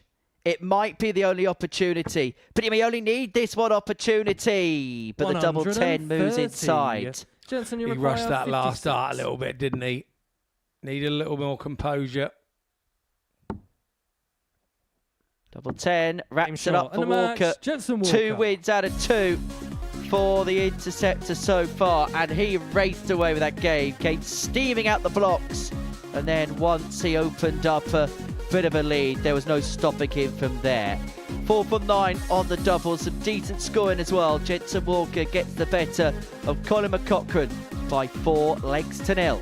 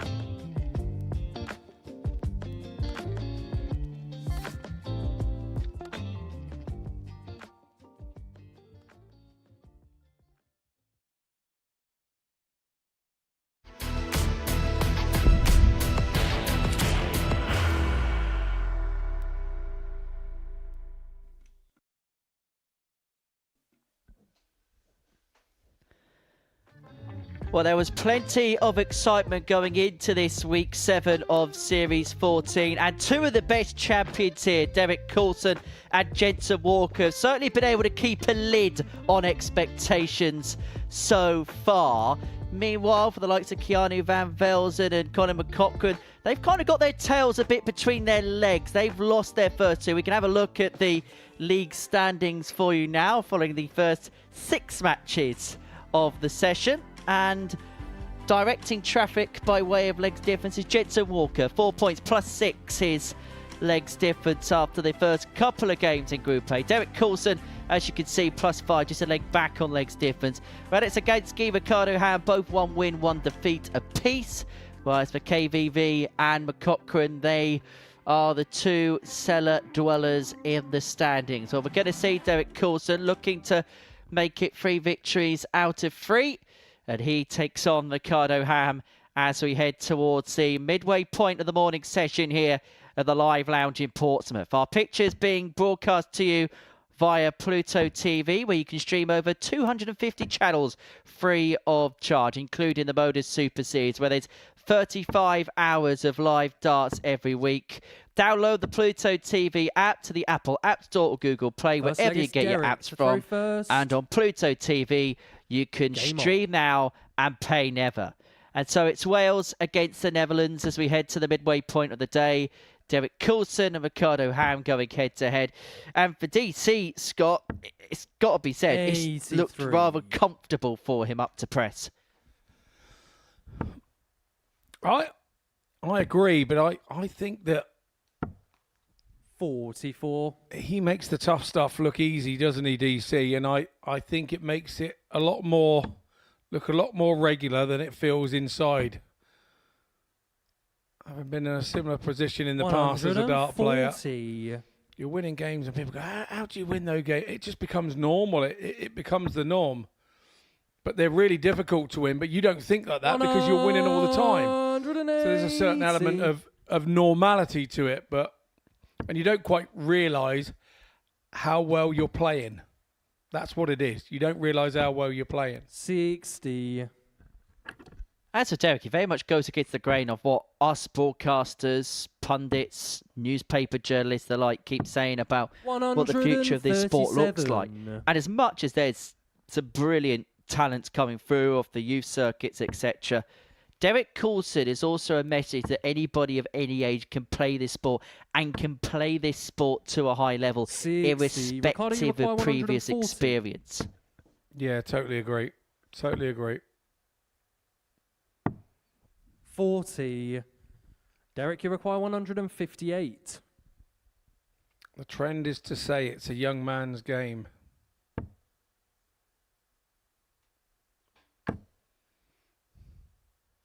He's a man that makes the extraordinary look routine, but the double 19 does a go on the 158.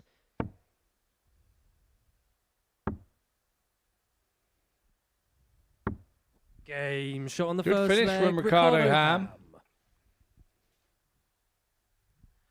Second leg is Ricardo to throw first. Game on. Really calm and collected on that visit.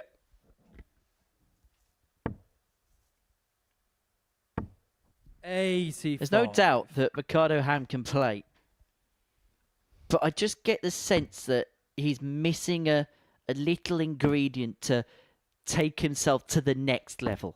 100.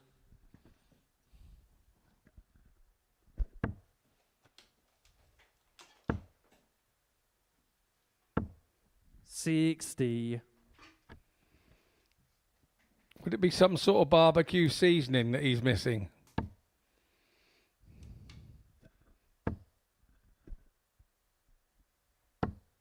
$100.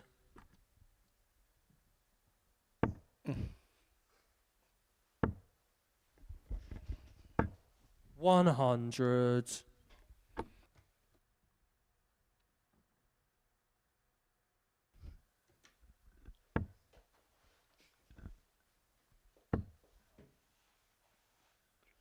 Well, Coulson needed 2 triples and leave himself on the finish. Could only find the 1.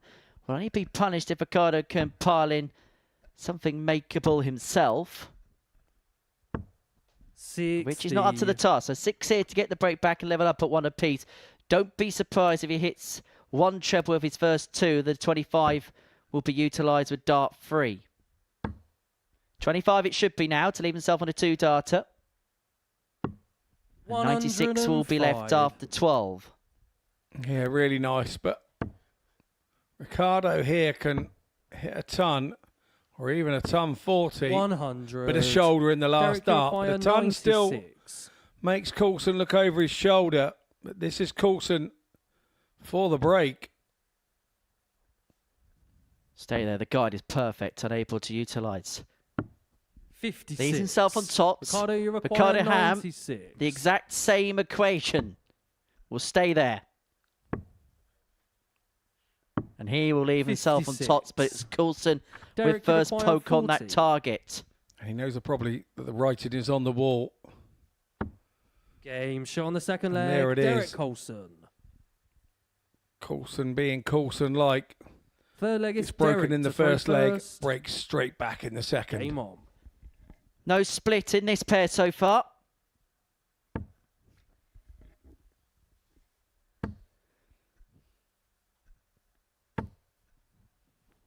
$100.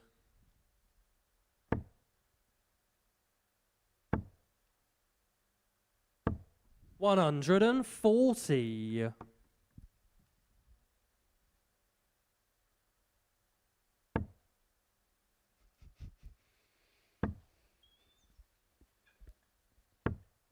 $100.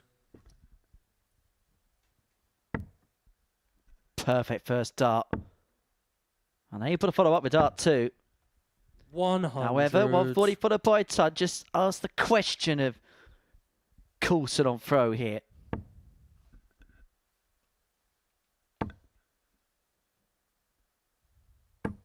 $180.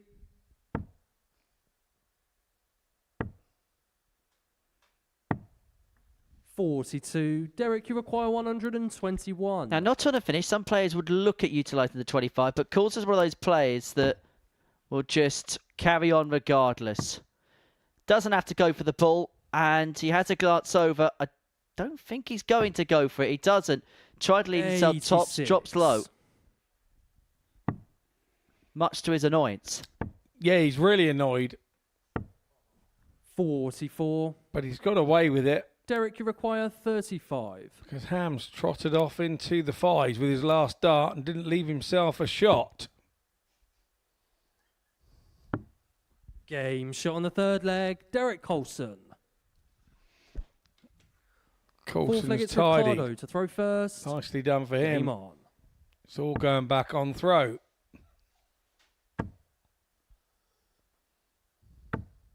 $140.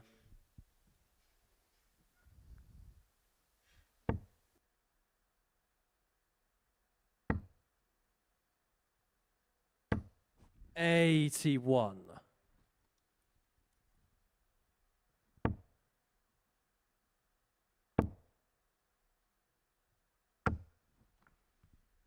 $100.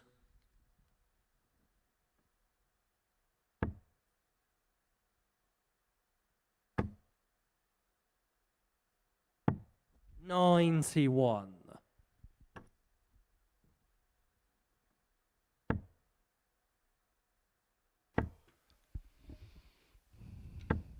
$140. Really good visit there from Ricardo.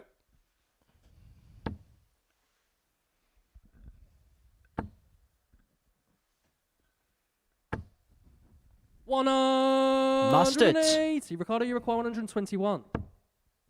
The mustard usually goes well with Ham. Got a little bit greedy there, didn't he, going for the treble 11?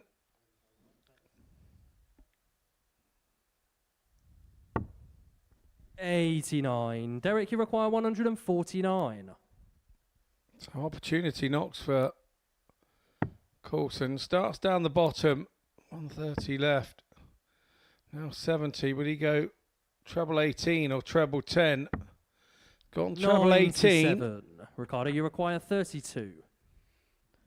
32 for 2-2. Can he loop away over the top? Now it's awkward. Can't find. 16. This to Derek really require 52. rub his nose in it. 52 for 3-1.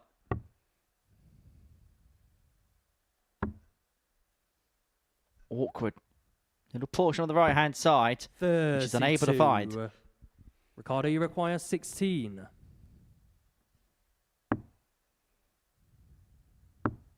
Game shot on the fourth leg. Ricardo Ham. Ham dodged the butcher there in the form of Derek Coulson. He Fifth offered him an Derek to throw opportunity at first. double. Game on. Coulson was unable to convert. Ham brings it back to 2-2. Derek Coulson, who's playing closer towards his top level, average 140. just underneath the ton mark, 99.33 following 4 legs. But what Ricardo Ham is doing 92. is doing enough on his own legs to hold them, isn't he? Which is okay now, but the problem is he does have to find a break at some point to win this contest. 131. And that's going to be rather difficult if Derek Coulson's going to keep piling in 2 treble visits. 60. And that's the difficult part. And there you have it.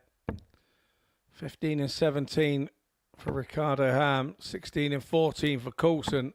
180. Well, DC's got a decision to make. Now, Jensen Walker in a similar spot decided to go 18, double 16 and go for the 11. 140. Does Derek Coulson, because Derek Ricardo's not on a 50. finish, go straight for the bullseye for the 10? Knows the answer. Another conventional play in that particular scenario. Game shot on the fifth leg. Derek Gets Coulson. the job done, though, all the same. Sensible move Sixth leg is from Ricardo to Coulson. throw first. Game on. Again, playing clever. The bigger picture is being top of the 45. table come Wednesday afternoon.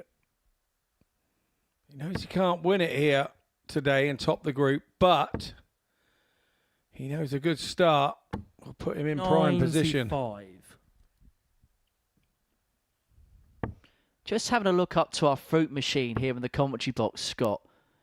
And Coulson averaging 101.68. But he's playing to that level, and it just feels like he's got another maybe 2 gears still to find.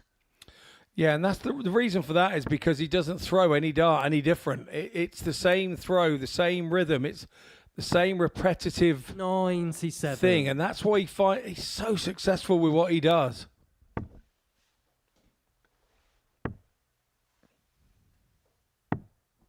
$59.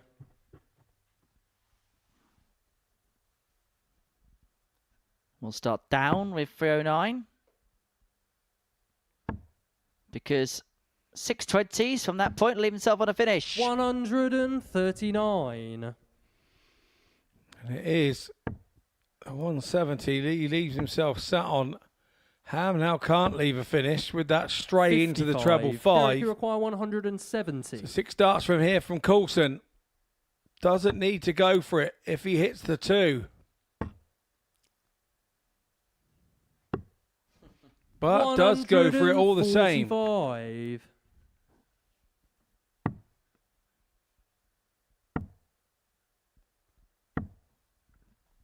$127. He's Derek, going to you be in a require position 25. where he's going to have to take out this 25. Ricardo Ham tapping DC on the shoulder. Double 10 to get over the line. Squeezed into the bottom corner. And a Game shot. 4-2 And the win it match, is Derek for Coulson. Derek Coulson. Win number 3 of the day for DC. And that, his best performance of the lot. Averaged just underneath the 103 mark. 4 from 9 in terms of his finishing in that contest. That, a gauntlet laid down to the rest of the field. Ricardo Ham played okay, missed 5 darts and a double, and that was his undoing. Coulson, a 4-2 winner. Coming up next, Keanu Van Velzen takes on Colin McCaughrean.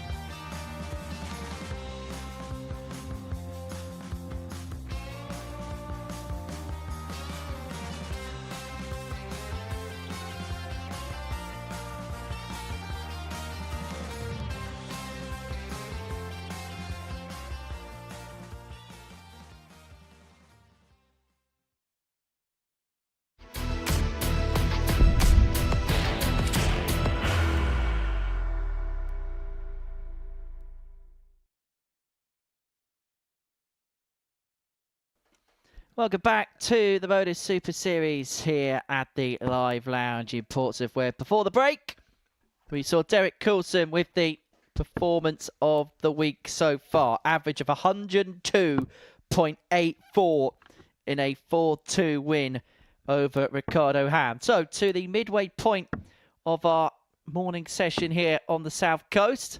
And it is a meeting between Keanu Van Velzen and Colin McCaughrean. These two yet to pick up that elusive first win of the day. 28. Somebody, though, has got to go in this middle match of the morning session here on the South Coast. A game which is almost kicked off perfectly by Colin.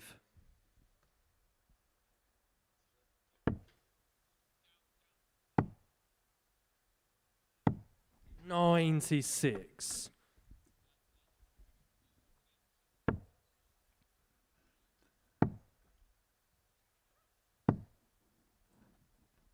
Well, the game just going to be stopped for a couple of seconds. Just a bit of a lag in terms of the scoreboard on stage.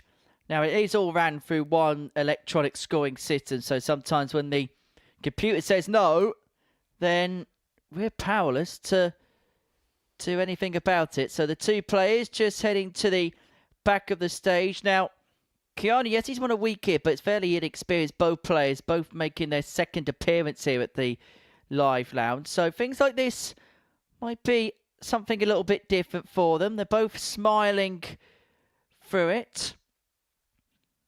Keanu just entered the back of the stage, just drying his hands with a towel, and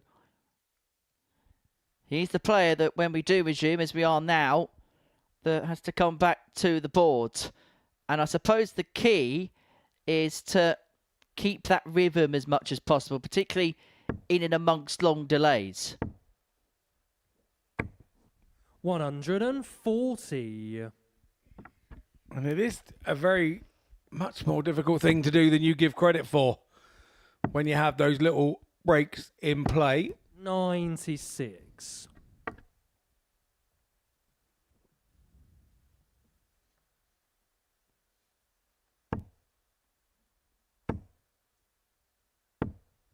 Now, that was a slight stoppage in play. However, it wasn't as long as a stoppage at the England Open at the weekend, where Aaron Turner must have felt as if he was playing at Wimbledon, because he started his semi-final on the Saturday. There was a power cut in Selsey, and then had to complete the game 52. On Sunday afternoon.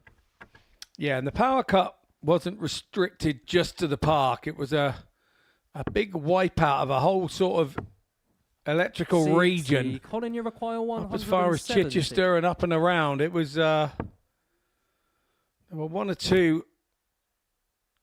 Let's have a good look at this. 145. I have to say, Colin had a good look at the bullseye there. Didn't go his way. I'll complete the story in a minute. Bowser comes in for 117.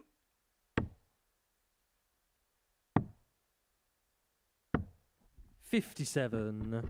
Colin, you require 25. 2 8s here. Awkward angle. Couldn't manoeuvre a way through. Keanu, you not to happen on 60. This time around.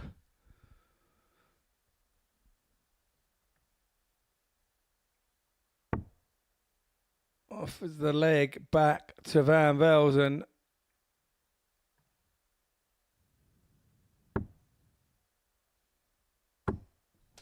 $20. Colin, you require 16. Double 8 for the break to win a chaotic first leg.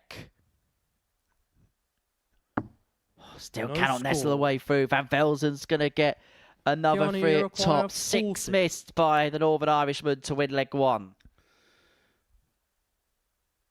These two currently are the tail end Charlies of the group, and you can see the nervousness of them coming in. Game shot on the first leg. Here. Keanu Van Velzen. He's asking himself to calm down. Second leg is Colin to throw first. Game on.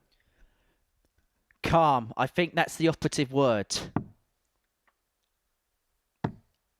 58. And he is somebody, a bit like his brother Marvin, that tries to utilise the power of Zen as much as he possibly can. 58. He does, and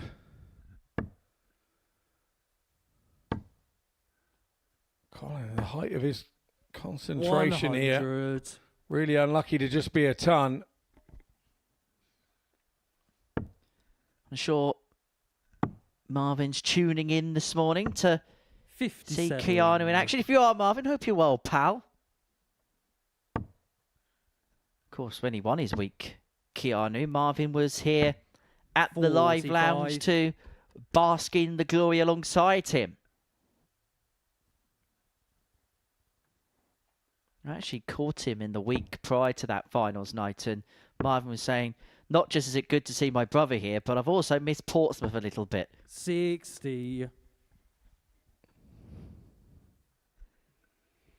Well, that is nice that he likes it here. That's good. I don't know what it is about here that he likes, but he likes 43. it.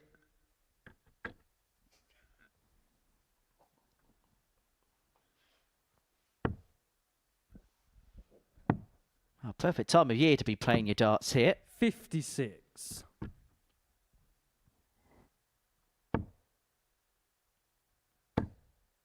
The weather's nice. 60. The seafront is hustling and bustling. And the tungsten action just gets hotter and hotter.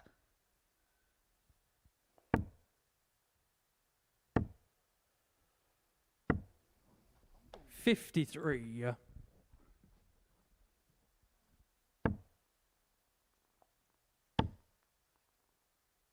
Could utilise the ball with the last side to stay upstairs. 100. 25 would have left himself on 90, meaning that 2 singles would have left himself a dart at the ball upon his return. 93. Keanu Colin, you require punning in a big 95. treble with the last. 76 left. Has got a plethora of options here. Decided to persevere with the treble, unable to get. 55. Keanu, you require We'll be back for tops if 124. KVV cannot take out the 1-2-4. Well, he's chased the treble there, and he's paid the price for it because he doesn't get 77. the guarantee Colin, you of the require bull. 40. And so Colin here, who missed 6 darts to win leg 1, is going to get 3 here to win Game shot on leg the 2. second leg, And Colin he gets it McCaughrean. second time of asking on double 10. Third leg is Keanu to throw first. It's a scrappy Game on. contest, but it's a level contest. Yeah, we did predict it could be. 60. Well, it's been a busy weekend across the 60. darting landscape. Action this weekend on the PDC Development Tour, dominated by Sebastian Białecki. 58. He won 3 of the 5 events in Milton Keynes. Probably his last event before he breaks into the top 64 in the world, thus making him ineligible to play. 140. However, there was also tournament wins for Cam Crabtree, 90. getting the better of Nathan Potter by 5 legs to 4 in the final. And Adam Gavlas won the other event, beating Białecki by 57. 5 legs to 3 in the final.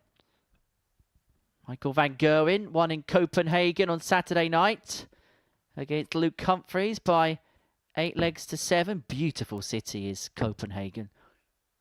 As for Selzy, Scott 83. Robertson picked up the England Open in the men's, whilst Gemma Hayter picked up the women's England Open title. Another couple of wins for 39. Tita Hedman at the weekend.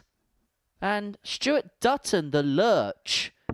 Saw him at the ADC Global last year. Beat Robbie Martin to win the Selzy Open. 50. I know you won't mind me saying it, Stuart Dutton. He's an elder statesman as well. He was in the class of 2007 that went to the UK Open alongside myself, Sam Rooney, Nigel Hayden, 54. Nutty Johnny, you Nigel require Birch, who's no 160. longer with us, and Mark Hilton, mile high. There was a right clutch of us that went through that went on to 63. do further things in the Colin, game. you're And by Stuart's now on his way 151. back.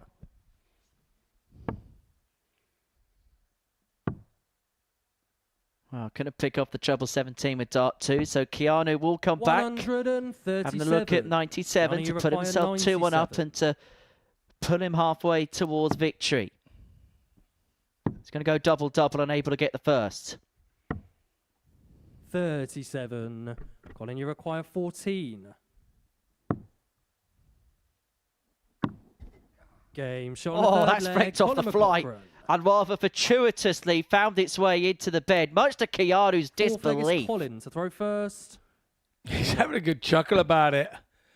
It grabbed a bit of deflection, and on this occasion 44. went the right direction for McCaughrean. Yeah, really good.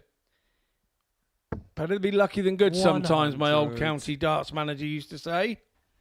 And he's absolutely spot on, I think. Well, in this game in particular, because it is a case of more luck than judgment, because both players thus far averaging sub 70. 60. You can just tell that this is a nervy game between two players who are looking to 140. get their first win on the board.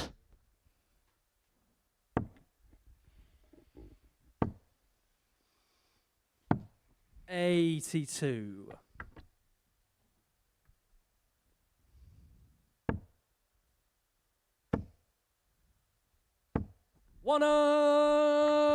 $180. Max for Van Velzen leaves himself on 81 after 9. 59. Keanu, you require 81. A little bit of quality, which at times has been lacking in this contest. Game So shot on that the is a fourth 12 leg. darter Keanu Van to break Velzen. back and to level us back up at 2 apiece. Yeah, we're now in a best-of-3 shootout, Fifth leg is Keanu to throw first. with Keanu having the advantage with the darts on 2 of those 3 legs. Well, shootout might be a phrase you hear a few times over the 43. course of the next few weeks with the Football World Cup about to get underway. Northern Ireland won't be there. The Netherlands will. 140.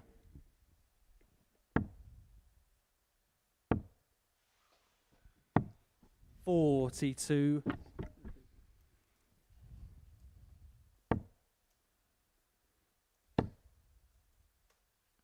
Spain go off the 99. bookmakers' favourite to win the World Cup this week. I'll tell you what, in terms of teams to look out for in this 54. tournament, Ecuador might not be one to look too far past. You heard it here first, 60.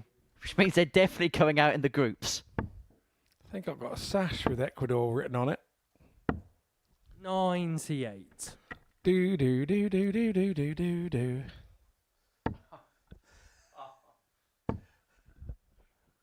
That's awful. 140. Although the Netherlands find themselves in a tough group at the World Cup, twinned with Japan, Sweden and Tunisia. 140. And Colin, you Velzen require finds a 62. 140, leaving himself a 124. McCaughrean 62 to put himself one away. And he would have had the throw in the next leg too. Keanu, you require 124. Offers a bit of a lifeline to Van Velzen to hold his throw here on 124. Treble 18 doesn't go. 41. Colin, you Rushed require the last 20. dart a little for me.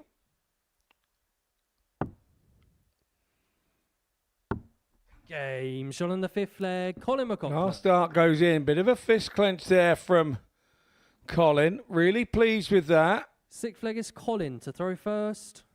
Now he's on throw. Game on.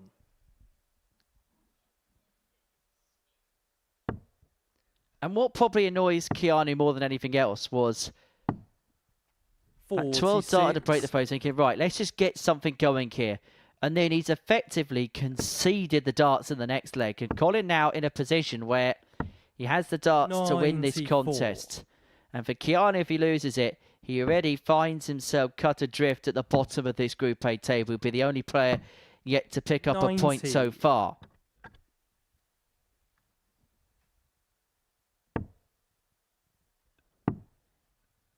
And it would also mean that 57. Keanu Van Velzen would be 11 consecutive defeats on the live lounge stage. His last win was the win that saw him qualify for Champions 60. Week back in January.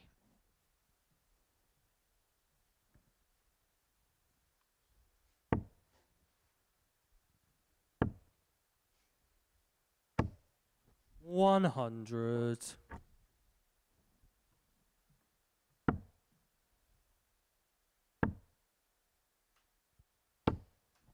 $98.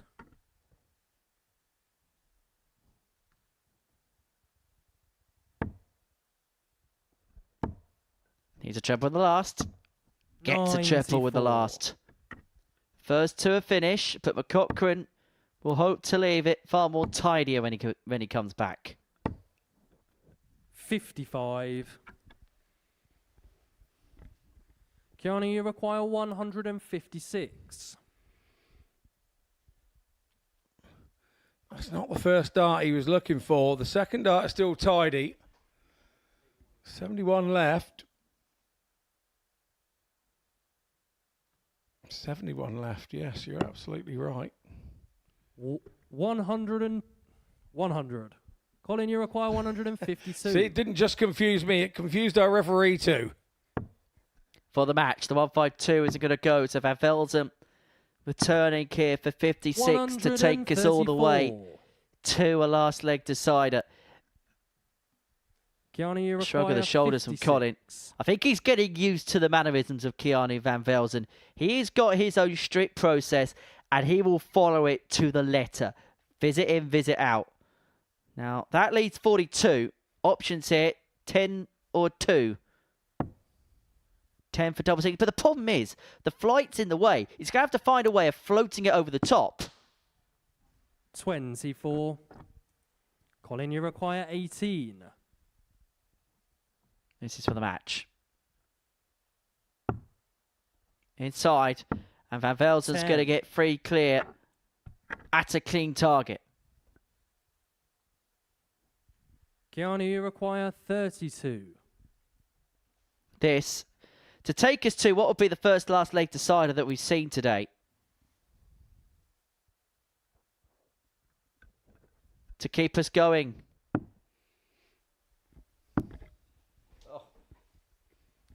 You can see the reaction there. He's disappointed that he's blocked it. Which way is he going to go?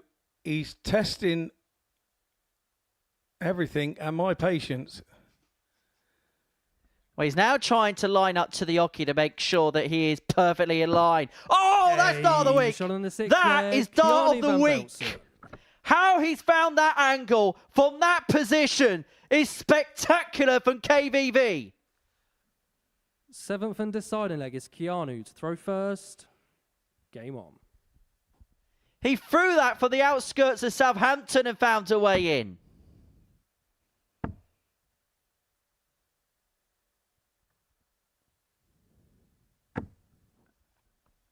$81. Yeah, really nicely done. It's because of the mammoth moment as well that it was in. He was the one dart in his hand 58. there, and he was dead and buried without that going in. Really good stuff from Van Velzen. Coggan's now trying to think, oh, goodness. I was sat there waiting to go, for my first win. It's now put a doubt back in his mind as well.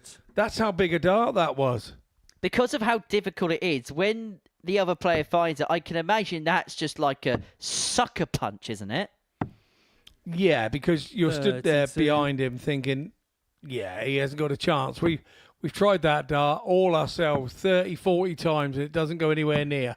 96. But that was chosen nicely by Van Velzen, and the one time he needed it to go not just near and in and keep himself in the match, he did it. 44. But he hasn't really backed it up with anything is his biggest concern.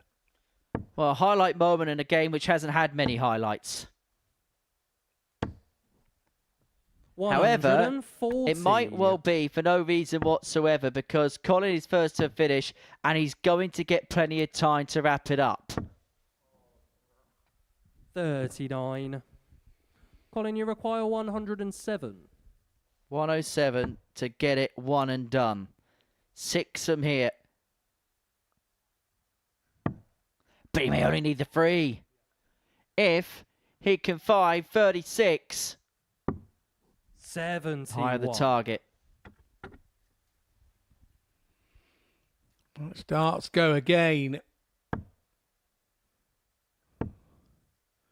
Down for the 19s. 99. Left himself 160, but surely Colin, it's you Colin's require time 36.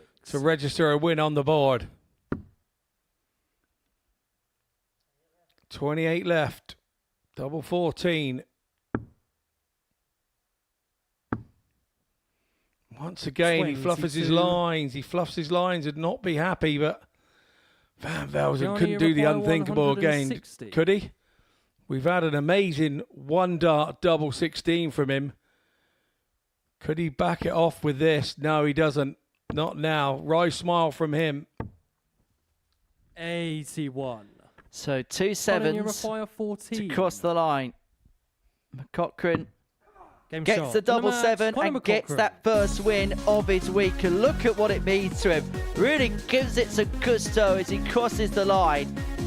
He had to go the full distance against Keanu Van Velzen, but he comes out the other side a 4-3 winner. Next up, Radek Zagatsky takes on Jensen Walker.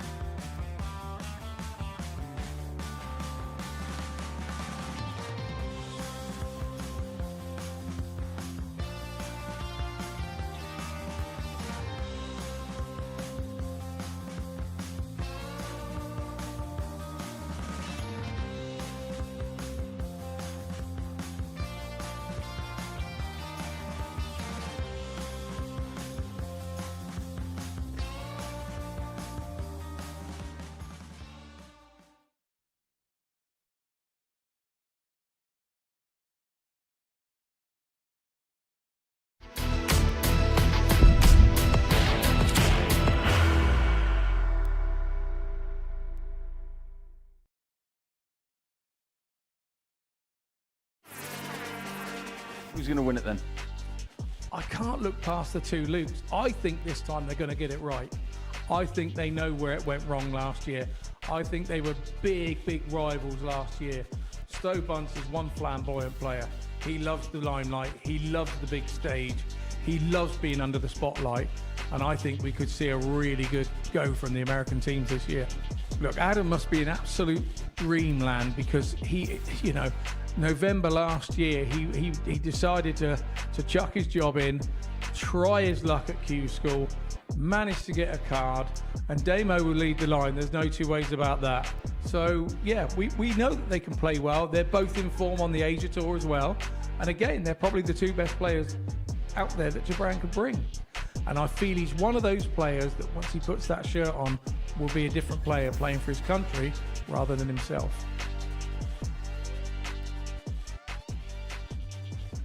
The World Cup of Darts is back this week. Yes, double the trouble.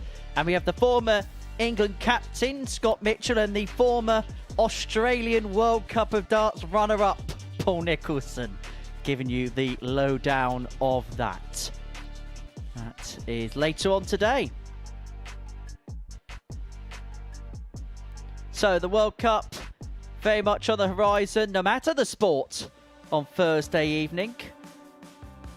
Here at the Live Lounge, we head into Game 9 of the session. And it is a meeting between Radek Sagansky and Jensen Walker. Jensen looking to make it 3 wins out of 3. A win for Radek would see him get his second win of the day.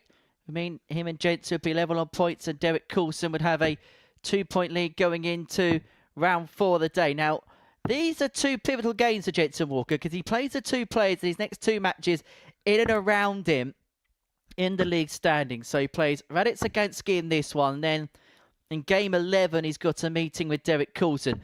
Win both of those games, he'll be at the top of the group, no matter what happens in his final game. Wins one of them, he's in a handy position. Loses both of them, he is going to severely find himself against the 8 ball. So for Jensen, you feel like his time to do damage is very much 60. Now.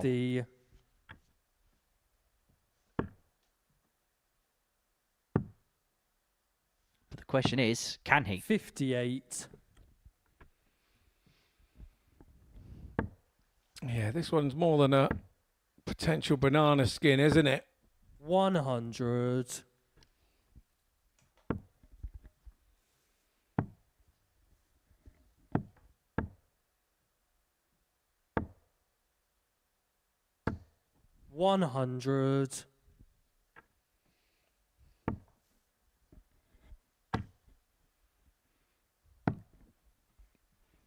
Sometimes when you get to games like this, you can overthink them.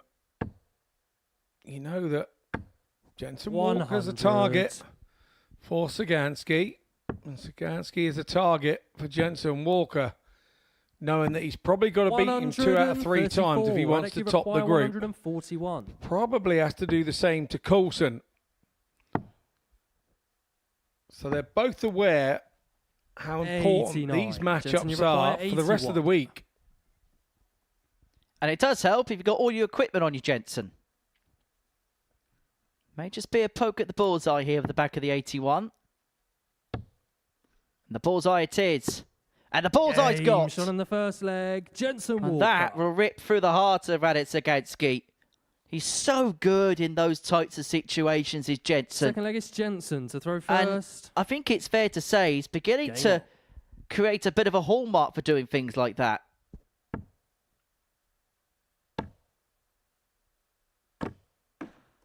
$80. One of the other things I like about Jensen is how he keeps himself grounded. Yes, he's playing at a high level. Yes, he has aspirations 99. Of being amongst the best in the world next year on tour. But he also knows that in darts, not everything may always work out to plan. 87. And he's still studying at university. Just to have that something to fall back on. Look, we hope that every player is successful, but 98. It doesn't always happen for everyone. So you do need that fallback option just in case you need it. Yeah, very 98. much so. The smart money, that is a smart move for a smart man.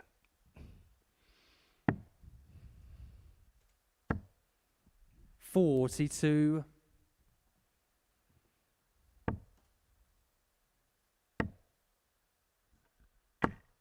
$85. So had success on the WDF circuit this year. Picked up the Romanian Classic title at the beginning of the year. 92. Jensen, you require 151. Did also play in Toronto a few weeks ago at the Toronto Area 99. Open. Radek, you require Tournament 170. won by our commentary colleague, Jeff Smith.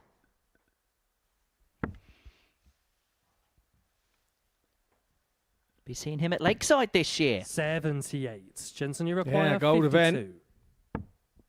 That gives them automatic quality. Where that one Jensen bounced Walker. out from, but that one's definitely in. And Walker goes into a 2-0 Radek to lead. throw first. Game on.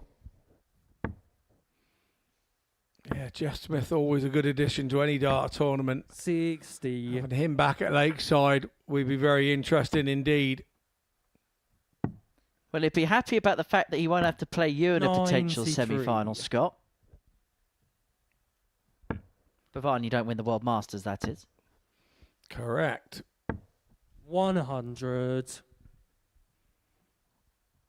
Must have been a tough qualification process to get to that tournament, Scott. Yeah, qualified about 11 years ago, I did. 100. Didn't know it at the time. 80. Much appreciated all the same.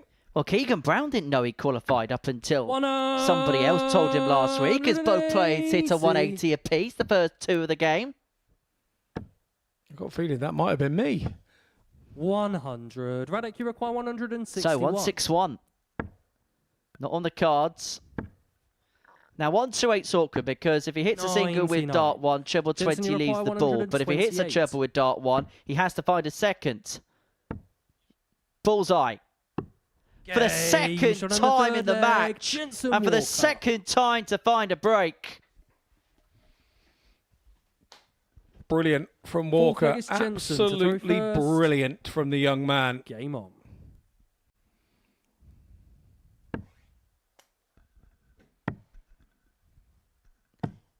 This is becoming rather 96. productive for Jensen. Yes, we saw the 102 average of Derek Coulson against Ricardo Ham. But Jensen's finding a level 100. here.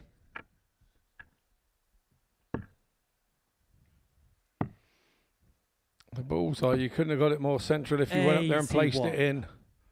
Look at that. Brilliant from him. Not near the wire, not near the outside. Right smack bang in the middle. 57. Lovely stuff. Excellent cammage backstage. And there's no better feeling as well for the player when that happens. 58. It's telling you, yeah, you're on it today, boyo. You're on it. Well, he's got his gnashers 80. very much stuck into things now, is Jensen.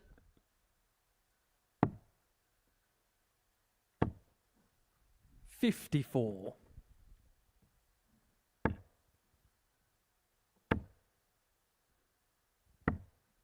$94.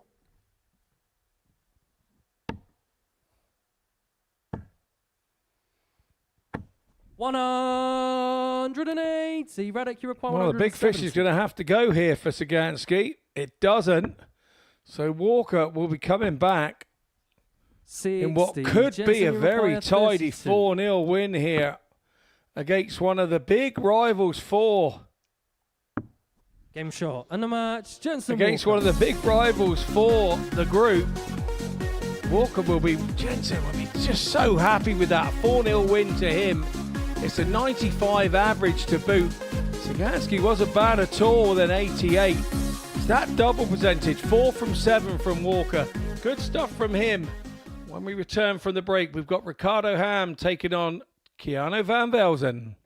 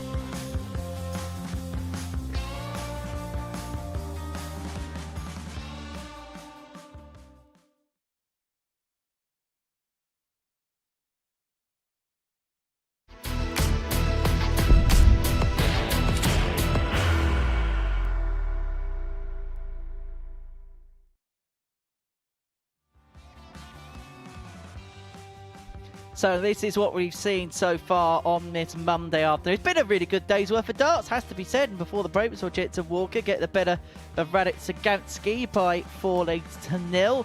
And so he and Derek Coulson both at the top of the table. They're playing game 11, as you can see there. And they're both tied at the top on 6 points. Jensen ahead by way of his superior legs difference over Coulson. Ham, Sagansky and McCockran all with 1 win apiece so far today, whilst Keanu Van Velzen the only player yet to pick up a win during Monday's play. So let's get into game 10. We're going to see Ham and KVV go head to head.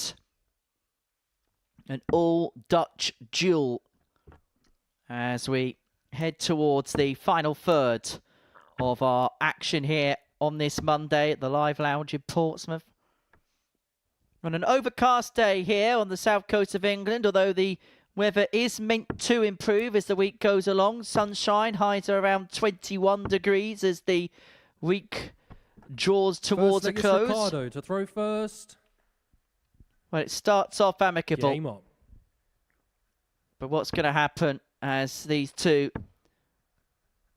draw battle lines at the beginning of this 10th contest of the day?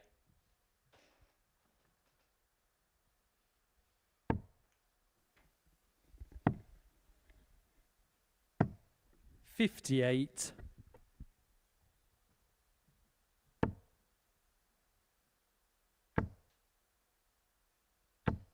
$100.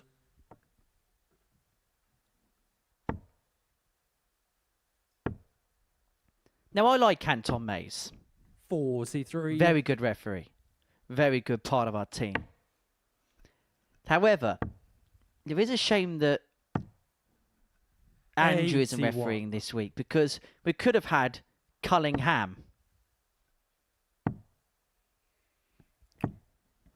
81. I'm not even going to comment on that one.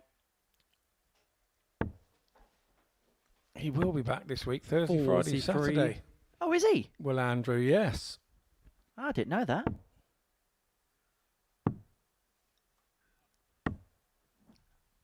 $40. I did actually see him at Selsey yesterday at the England Open. I think he was playing on Sunday.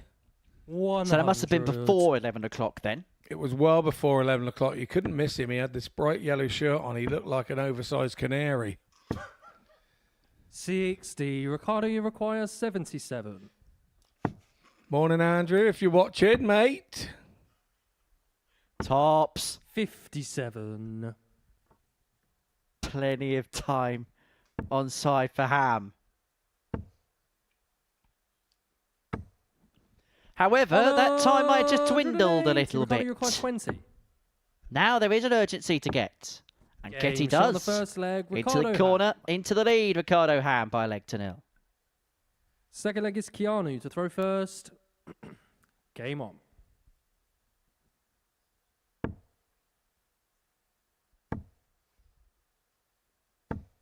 $60.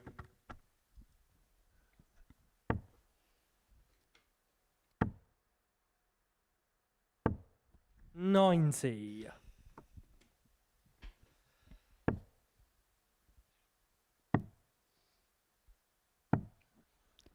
$50. I mean, certainly an intriguing week to come. We'll have Andrew Culling refereeing on Thursday, Friday and Saturday. But in terms of the players on show, we've got the likes of Harry Ward. 140. Oliver Mitchell is somebody to really look out for. Has had a really good year, shall I say, on the WDF circuit. James Beaton, Danny Ayres, they're all going to be there or there. But I think Group B this week is as brutal as it could potentially be. 100. Yeah, Danny Ayres, another one that's come to the fore in the last sort of 18 months. I played him a couple of years ago, and I didn't see him doing what he's doing now. He's really good and really sort of gone up another couple of levels since then and stayed there. That's the point. 83. With players, when they go up a level, it's all right going up a level, but you've then got to stay there. Some players go up a level for a short time and then disappear again. 60. But he's showing his maturity, Danny Ayres. A nice lad as well. Really nice lad.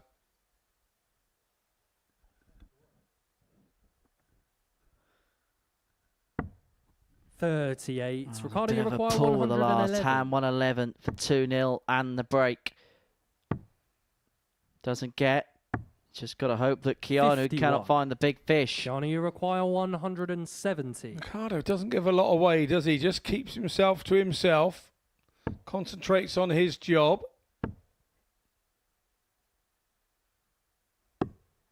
Will pick up the ball to leave himself double top. 60. But will he get a look at it? Knows the Shot on the answer. second leg, Ricardo Ham. Well, handbrakes leads 2-0. Third Just want leg to have a is look at the Ricardo way to throw Ricardo's first. darts go Game on. into the board. Because I tell you what, once they're thrown, they are thrown. Look at that. They're pretty much the barrel. It's all you can see. You don't see much of the point once those darts go in. Yeah, very true. It's 95.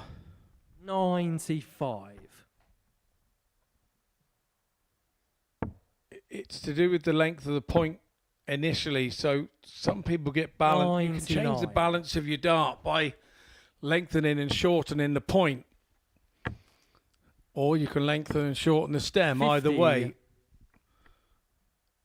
But you'll find a lot of us guys that are longer in the tooth have always used sort of like anywhere between a 28 and a 30 98. mil point. And we're finding with the newer breed of board that those points are now too short. The way that the board accepts the dart, 95. they seem to be Ricardo, you being require made 164. slightly softer, not quite so compact as they have been in the past. Because we are getting all these dart on dart outs, and we're the bigger, 96. thicker types of stem and flight system that we're using now are creating an awful lot of dropouts in the dartboard. 100. So Ricardo, you the require manufacturers 60. are getting a little confused about the density and how hard that they need to press the boards. So they're 43. making the press of the size Keanu, you require 161. slightly less to try and hold on to these dart on dart outs. They're trying to rectify the problem. But 80. ultimately, for the guys Ricardo, like you myself who require use a slightly 25. heavier dart and a shorter a point, we're going right into the barrel now. That's the difference. Particularly when the board sort 21. of played its way in, as a new board Keanu, you does. require 81. Well, Ham missing an opportunity there on double two. Van Velzen may only get a dart at the bullseye to get something on the board. Game. Well, Shot on that the was third leg, perfectly Keanu banged Van to the Velzen. centre.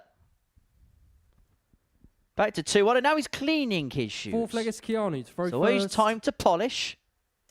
Game on.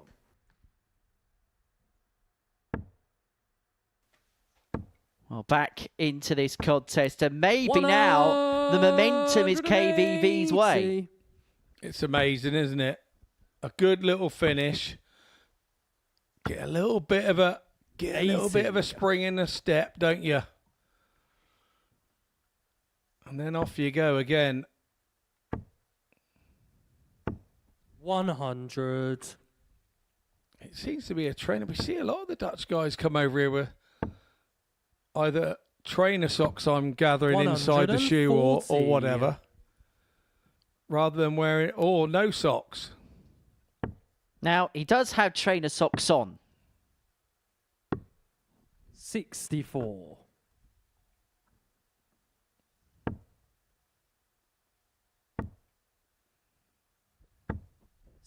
Kind of Keanu, you require apparently 157. the trend. It's a trend that hasn't reached my house. It's like the new trend amongst pundits. Must wear white trainers. If you want to work on TV, 85. white trainers. They work. They don't work for me around the farm. 45. They don't stay white about 3 Keanu, steps you out the require door. 72. Another. He's double top. And from Game 2-0 shot on the behind, fourth leg, Keanu Van Velzen has levelled this contest up at 2 apiece. Fifth leg is Ricardo to throw first. Game on. Yeah, in the space of about 1 minute and 20 seconds as well. 81.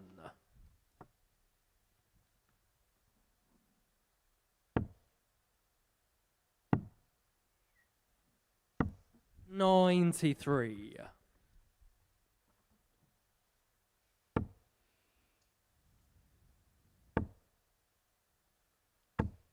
60.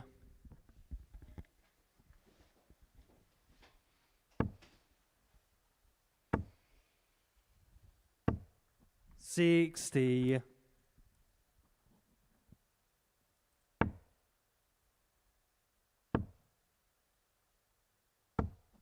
140. Much more like it from Ricardo Ham. I was just about to do the commentator's curse and say we've had a bit of a lull in the scoring, and 45.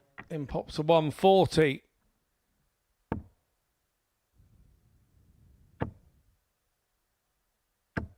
140.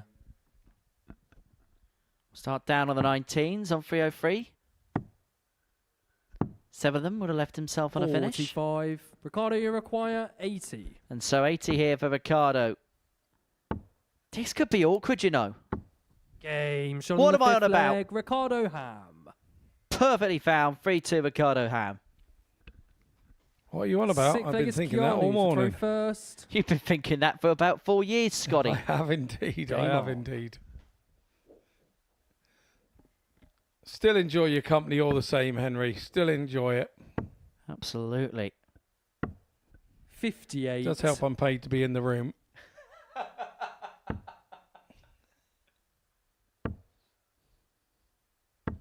$100. So Ricardo Ham's kind of stopped the rot there with that nice little 80 shot out. 60. You can see Van Velzen on that last dart. Sometimes there's a bit of shoulder in it. Sometimes there's a bit of forward movement in it. It's rare that he stays the same, sort of still on that last dart. He's a bit of a jack in the box, isn't he? And he does traverse around the hockey. Camrock from behind the board will certainly be made to earn their coin today with Keanu at the board. 140. See that one, he stood still, managed to steer a treble 20 with his last dart.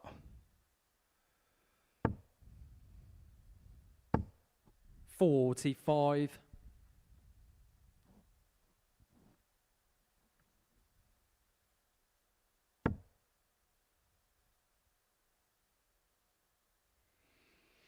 I mentioned about the points and what have you 32. earlier, and people now using a longer point to try and leave more space to hit the treble.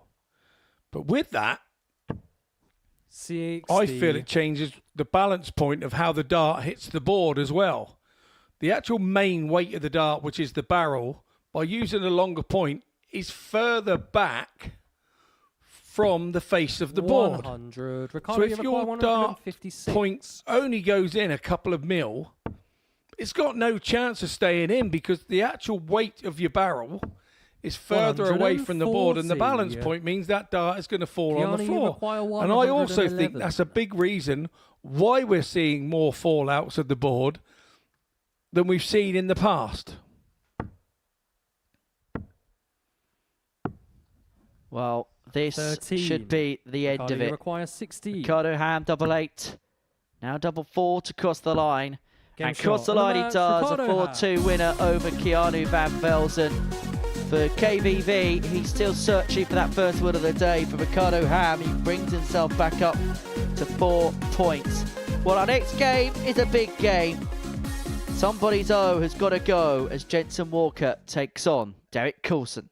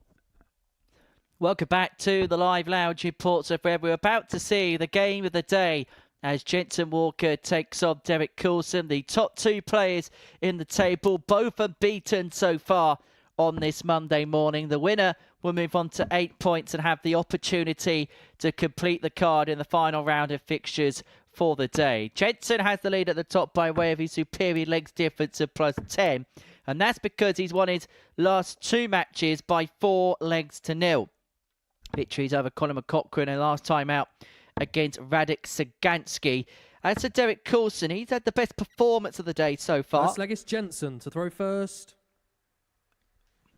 That came last time out against Ricardo Ham, averaging 102.84, hit 3 180s, 4 from 9 in terms of his finishing. If they both play to type, Scott, this will be game of the day, bar none.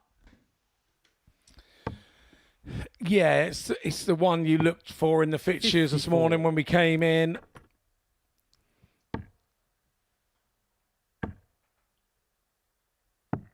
$99.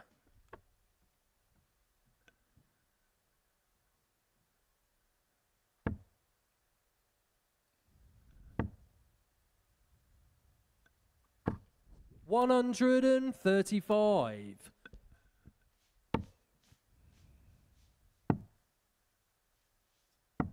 $93.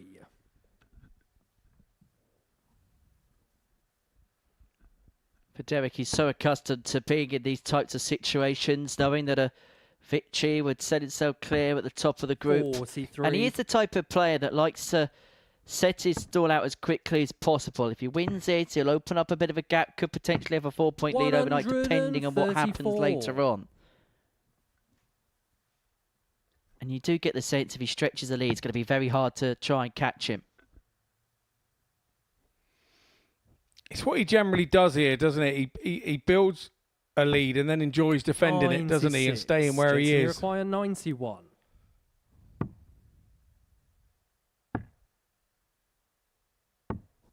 $51.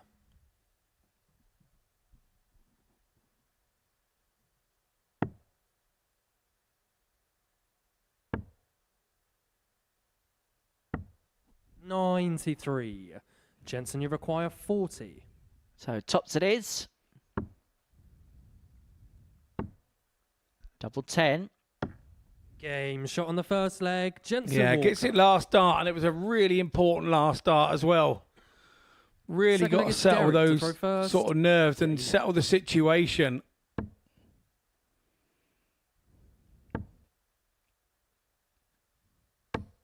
$100. Timing's been Jensen Walker's key weapon today, it's felt. 95. When he's needed to take something out, when maybe under a bit of pressure and opponents possibly missed a dart at a double, he's been so good at finding a way through. Particularly in that game against Radek Sagansky. Now, he restricted the poll 100. To no darts at a double in that game, despite Sagansky averaging just a shade under 89. 2 big bullseye finishes, including one for the 128 in the 2 legs against the throw, set him up on his way.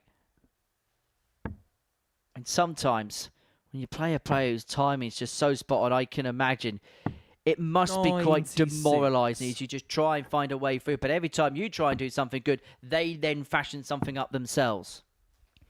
Yeah, and the way that our system works here, where it's a round robin over 3 days, you've got to continue to do that over 3 days. You can't just do that once. You've got to do it day after day. Whereas at a normal knockout tournament, it would happen once. You wouldn't get an opportunity to do it to that player again until the following week. If you were lucky, probably even 3 weeks by the time you drew each other again. At the earliest. But here, it doesn't work like that. Derek, you play them the very next day, while all the stuff is still fresh in your head. 2 trolls to DC. Game shot on the second leg. 14 darter Derek to Coulson. get ourselves back on terms at 1 apiece. Third leg is Jensen to throw first. Game on.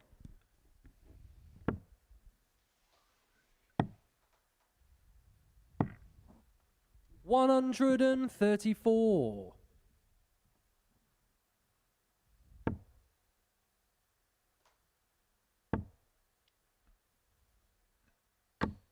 140.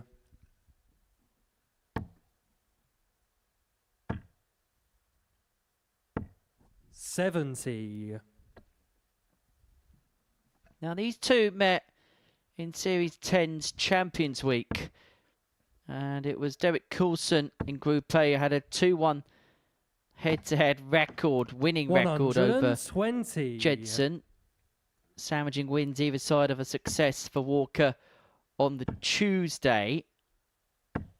100. They would avoid each other at Series 10 Champions Night, with Walker winning matches against David Davies and Samuel Spivey, 140. respectively, aka Spivey Man.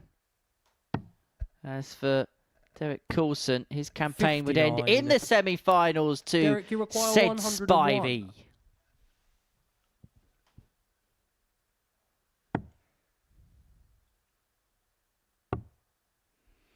Double 16 incoming here then. 69. Jensen, you require 138. I'd say you go start down on the 19s route. 58. Derek, you require 32.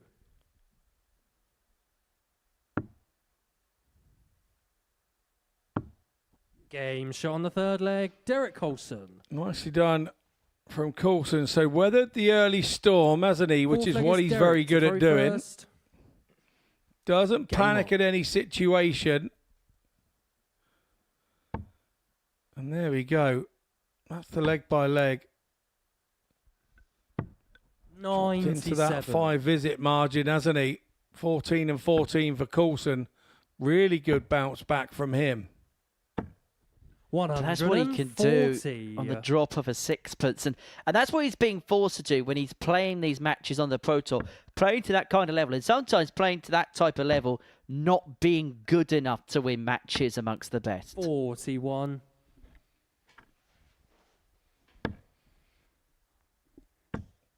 Well, that 41 would have been music to Walker's ears and a chance to jump 140. back on the Coulson throw. And he took that chance brilliantly with a 140. 134.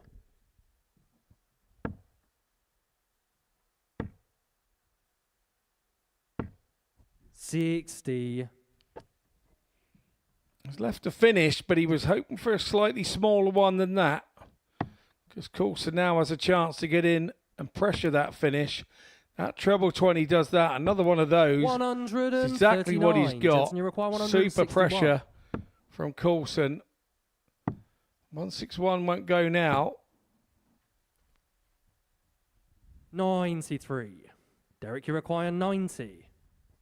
May just be a poke of the ball, but opportunity to go too clear.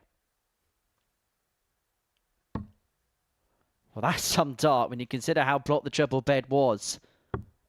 The double 5 stooping low, so Walker back may just be a dart at a double, but an opportunity 68. nonetheless to level this game back up at 2-2. And it's going to have to be double 12, having found the treble 13, but clips the top wire. Derek, you require 5.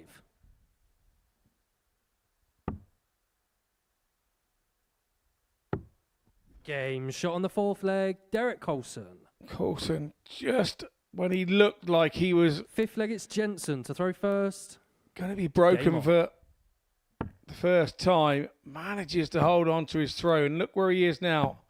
3-1 to the 58. good. Yes, Walker's on throw. That will only take it to 3-2, and Coulson will get another chance on throw. So there's no panic here for Coulson at the minute. He will throw with a bit of freedom, throw with a bit of relaxation, knowing that 140. he does have another chance or two should this leg go south for him. 57.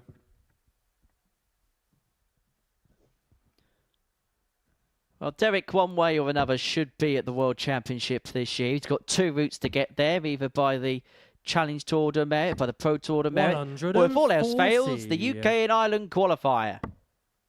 That's a Jensen. I'm sure Lakeside's going to be quite high up on the agenda. 80. He's got some unfinished business with that place. Let's get that right.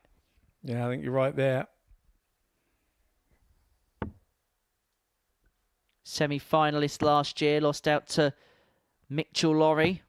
96. Lost out in the final of the boys the year before to Archie Self. There's a bit of scar tissue at that 96. stage. Derek, you Hopefully he gets the opportunity to put it right this year, as Derek Coulson has 6 starts and 1-2-5 to bring this match to a close. Doesn't have to go 25 and pull because Walker's not on a finish. That's why he goes treble 17 for double 12, which just moves on the inside. 113.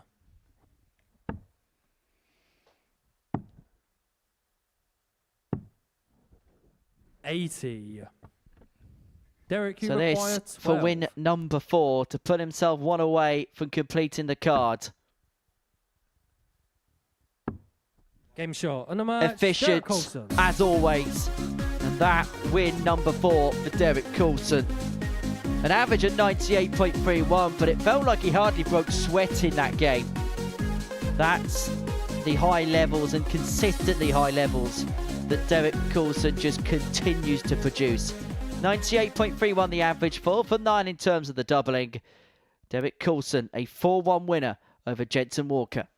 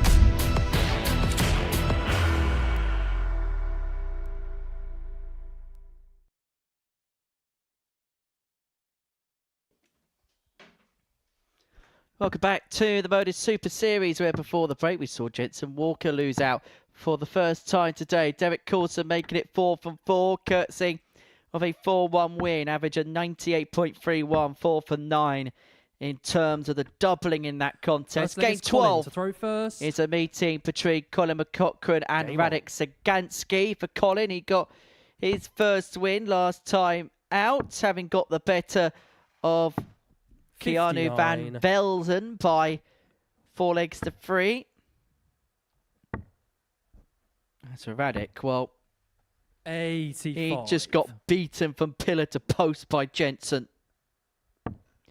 4-0 defeat. Average 89 in that game, Radek Sagansky, but it wasn't even good enough for Data to double in that particular contest. Not that that's going to be something that's going to overly perturb him. He's not somebody that gets dragged down by particular situations. 83. 2 in. 140. 140 leads and want to finish after 9.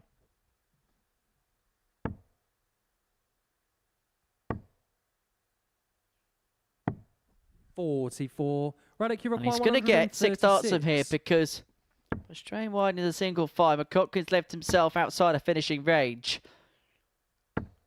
Tried to shoehorn a triple in to leave himself double 18. Unable to get. Sagansky will return for 76. 140. Radek, you require 76. Good pressure. But he's back on that 2 8s and 2 4s again. Game shot on the first. He's good leg. there. Radek Sagansky, when he gets himself there, he really does like that part of the board. First. Game on.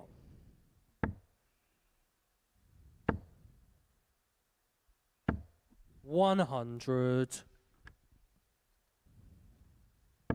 Well, he's a type of player that some people might underestimate, but the bookmakers haven't. 100. 6 to 1 third favourite to win the week, behind Danny Ayres and Derek Coulson respectively. 3 to 1 second favourite in terms of winning this group, behind DC, who was quoted as 8 to 13 on to 93. get the better of everybody else after 15 games apiece.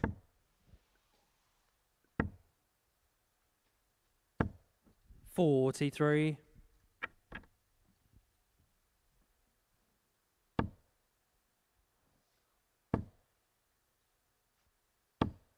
$140. In terms of the challenge order merits, Sagansky 19th 140. in that particular ranking. 140 leads himself on 118 to get the break and to put himself 2-0 to the good. 38. Radek, you require 118. What can he make of the 118? Oh, he's missed a big number. McCaughrean is going to get a look now at the 130. 78. Colin, you require 130. But that's off after dart 1 as well. 69 remaining.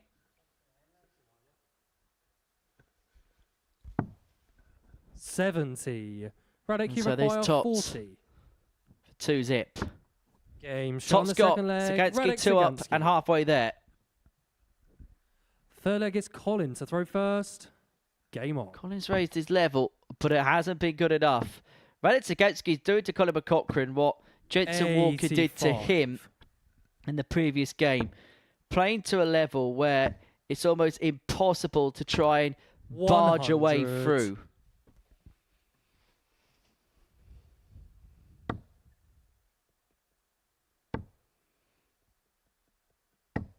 $135. He's one of those, for me, Sagansky, that just plays a level, doesn't he? 100. So if you want to get me, come and get me. I can go up a little bit from that level if you ask a question. But you're going to have to keep asking the question. You can't just get in with one 99. leg and sort of bamboozle him into thinking that he's going to lose the game, because he just goes back doing that level again. 140. But you have to make sure that you stay with your consistency.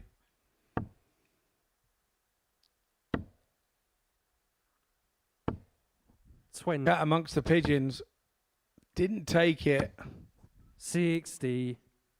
Colin, you require 154. Another one of those. It was in the top of the bed as well, so it looked like the second would follow. Not to be this time round. 94. Radek, you require 101. Loves the 18s on this shot. Treble 17. 85. And Colin, that you leaves require himself 60. an old faithful double 8. Did that last time he was here. And No he's bust score. the 60. It's Colin McCochran. He's going to get a look at the double 8. Radek Sagansky. Radek, you require 16. Well, that is an unforced error. A moment he will not Game want to shot on the look third back leg. at. Radek And Sagansky. Sagansky pins the double 8. First time of asking to get the double Fourth leg, breaking it's throw Radek to throw and first. to open up a 3-0 lead in this game. Game on. And just a massive turning point of the game as well, isn't it? 118. He's been broken twice. He's 3-0 down. Sagansky on throw. And everything but a very 93. strong-minded player will be thinking the writing's on the wall here. Well, you cannot afford unforced errors when you are in this 137. kind of company. That will be a lesson learnt for Colin McCochran. 94. And from here, it should be a case of this game being brought to a close rather quickly, because Sagansky 78. is beginning to really manoeuvre. Doesn't leave himself on a finish, but will only be punished if McCochran fills it up. Well, he should have filled it up, 120. but for a deflection with dart 3. So 6 from here for Radek to get this wrapped up. 41. And he's looking at 1-2-7 to win the game. 134. Radek, you require 127.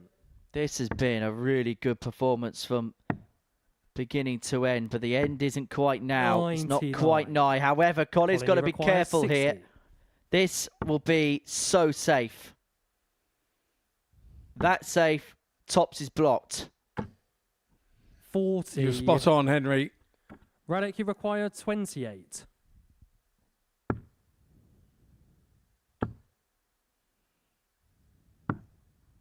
$21. Well, opportunity knocks Colin, you require 20. for McCogan here. Game shot on the fourth leg. Colin McCochran. Sarcastically Colin to puts his throw arms in the first. air. Game on. The doubling has been a problem for him this morning. 121. He was 2 from 14 in the match that he lost against Ricardo 58. Ham in his first match of the day. And he was 4 from 21 in the match that he won. 180. So we can see that it's a problem for him at the minute. 100. And all of a sudden, this game may well be beginning to change fate a little bit, because Sagansky, 100. having been broken in the previous leg, is in a position where 94. he might be forced to Colin, serve you it out require again, but if he is to 100. serve it out again, he's going to be serving under more pressure.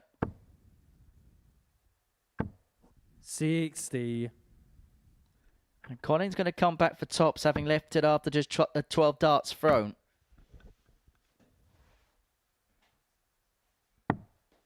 $82. It's Colin, you require Sagansky now that's 40. getting the deflections and the bad luck. Game shot on the fifth leg. Colin McCochran.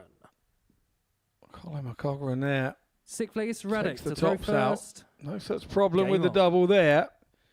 He's 2 from 4 in this one.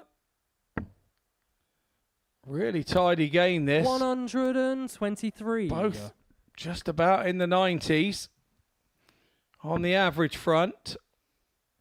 So good standard of stuff we're seeing thrown here. 100. That's confirmed by the averages there. Meeting between two players who live 26. either side of the Irish border. Conor McCaughrean based in County Antrim in the northern parts of Ireland, whereas Radek Zagansky 100. living in Cork in the south. Bus driver by trade. You'll have plenty to chat to him about, Scott. 140. Please don't run over my car.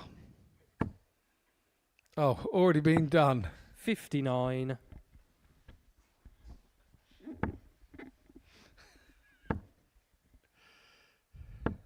60. Very important job that in Ireland. I can tell you now, I haven't been to that nation a few times. Beautiful part of the world. 125. Radek, you require For this, 152. to finally get the game wrapped up. Another one of them. Unable to get McCaughrean back for 117. 100. Colin, you require 117. To bring it back all the way from 3-0 behind. Please miss the big number, and that might well be the last mistake he makes. 77. So 52 Radek, you require to win 52. 4-2. And to put himself prettily in the picture. Game shot. The double 16's fouled. And that for Radek Zagansky, a second win of the day. If he gets the 6 points overnight, I think he'll be really happy with what he's done on this Monday. He's been hit by a couple of big performances, but he is hitting back, beating Conor McCaughrean by 4 legs to 2.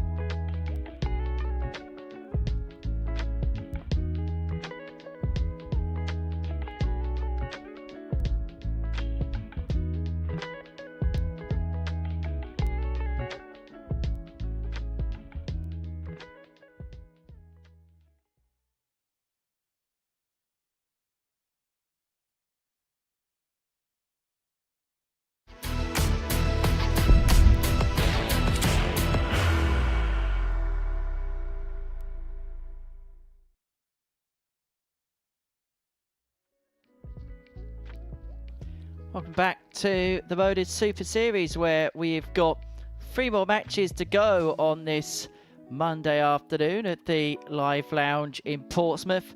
And we will see in a few matches' time whether Derek Coulson can complete the card. Before the break, we saw Alex Agansky get the better of Colin McCochran by 4 legs to 2.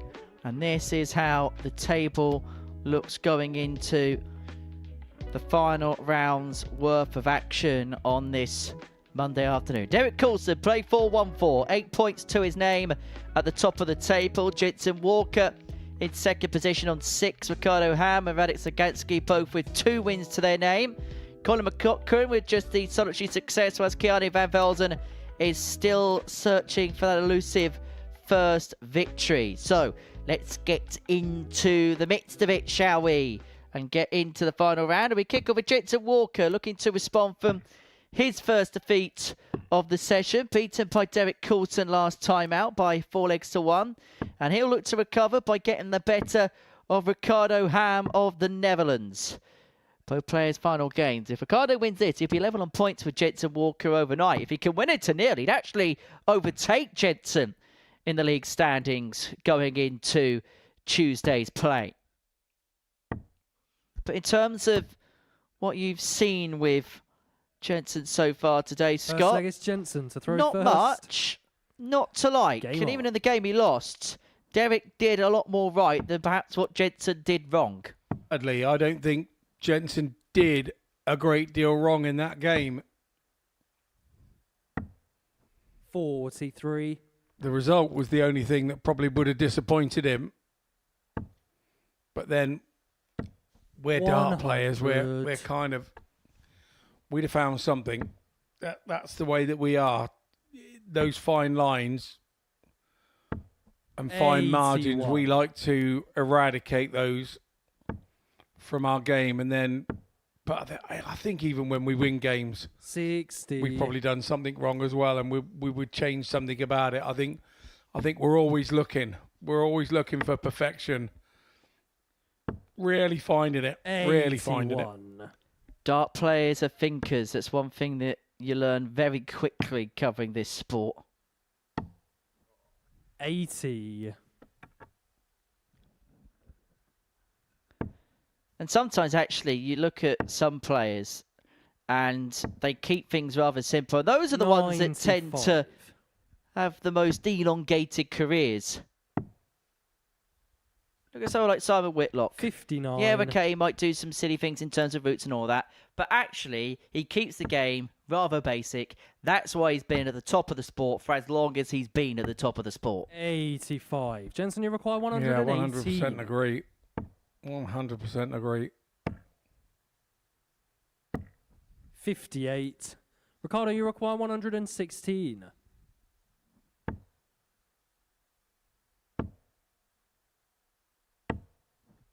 60. Jensen, you require 60. So 60 for Walker. Now that's rather obscured.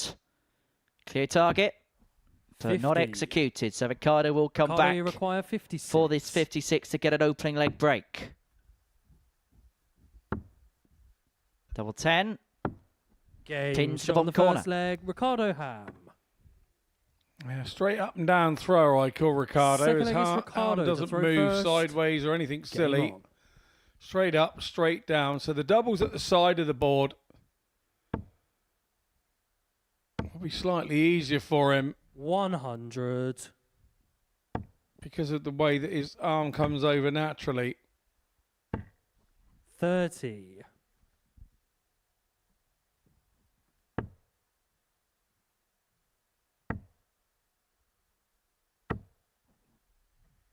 45.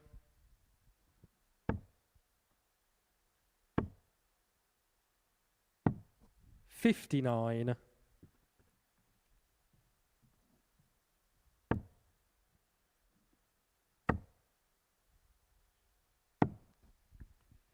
82.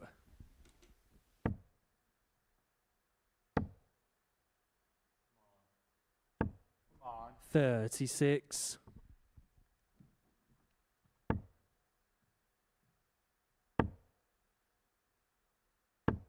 60.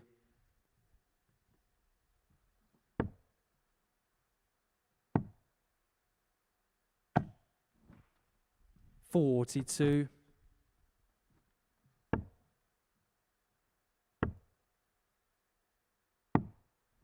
84. So Ricardo leaving 130 to double the lead to 2-0. 41. And Jensen Ricardo, you just require beginning to get 130. himself at it a little bit. Doesn't have to chase the bullseye here. 43.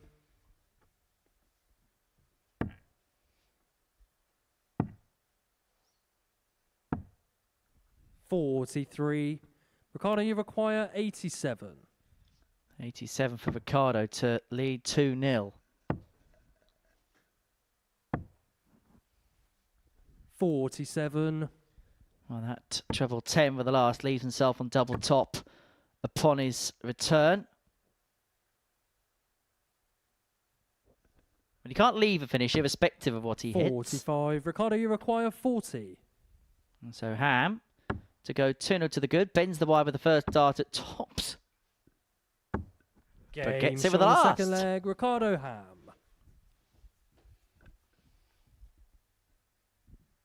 Third leg is Jensen to throw first. Game on.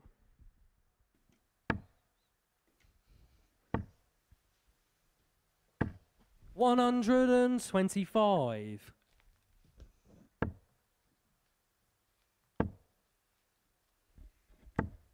140. Well, it just feels like Jensen here 96. tailing off as the day comes to a close. 45.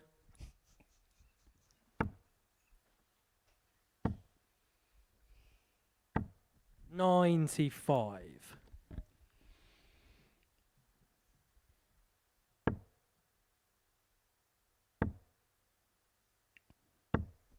60.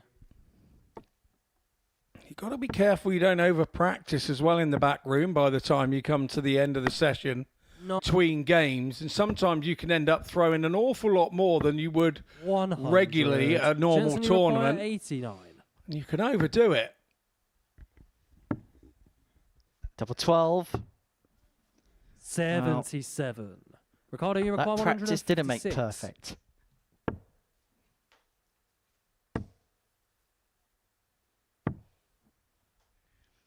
So 86.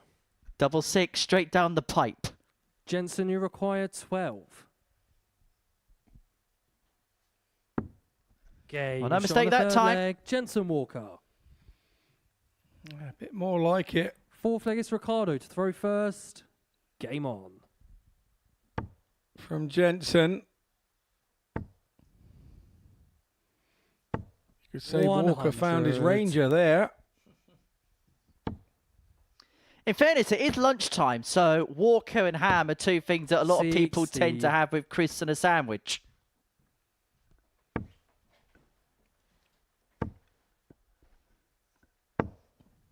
$135.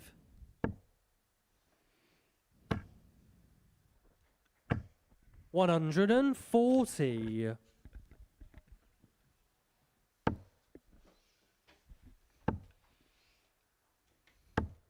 100.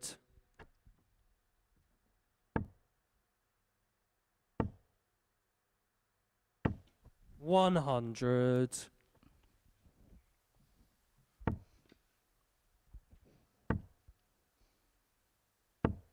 85.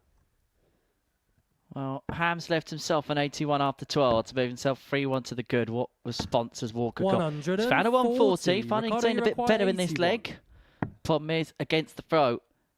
And the problem is Ricardo Ham's going to pile in a 14 darter to put himself 3-1 to the good and to put himself one away. It's Jensen to throw first. Yeah, really good hold of throat from Ricardo.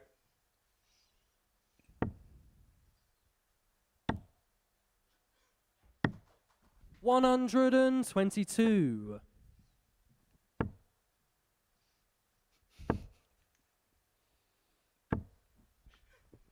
60.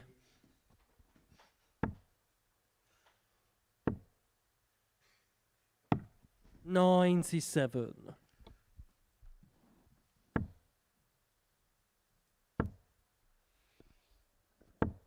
Ricardo here doing a professional job. As I mentioned, if he won this game 4-0, he would have actually leapfrogged Jensen 98. in terms of the legs difference. That's not going to happen. So if he wins it 4-1, then there'd be a leg between them in that particular 97. department. And Ricardo would have won more legs for the day. 16 in comparison to Jensen's 14. Remember, he won 2 games in the middle of the session, Jensen Walker, by 4 legs to 0. He did indeed. Walker looking better here on 91 in this Jensen one. required Although 91. Ham now just tracked him into 144. Double 16. Game shot on the 5th leg. Flies in. 6th leg is Ricardo to throw first. Game on.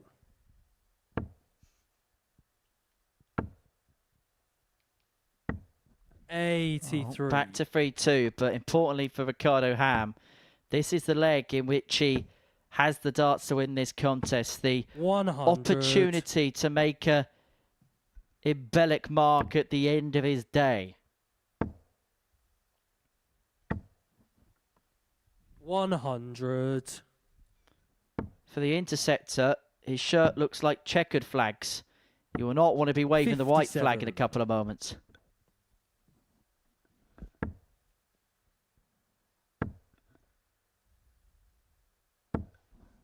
Thank you, says Ricardo. 140. Because he's now very much on the cusp.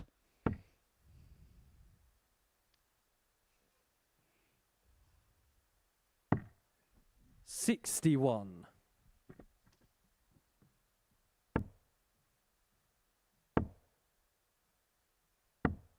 $98. So 80 left for Ricardo to win this game by 4 legs to 2. 60. And Ricardo, this you require 80. might be the end of it. Tops required for the win. Drops low. 60. Yeah, caught the flight, didn't he? It was probably going in the right direction. Caught the flight that was already in there.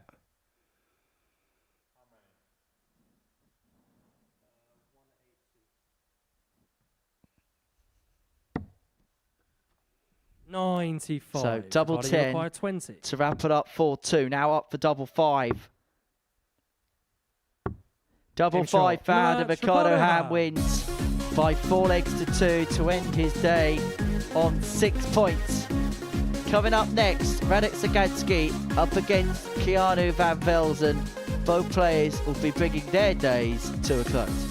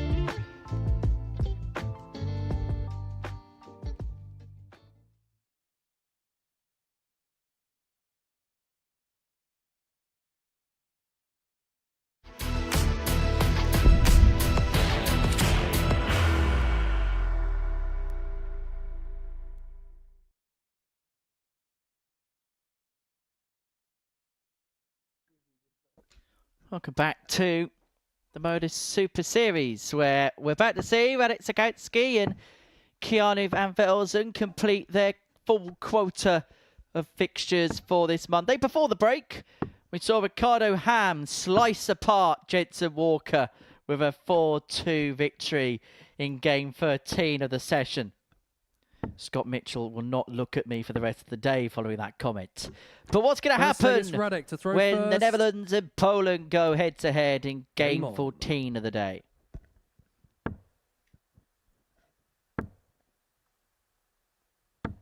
$60.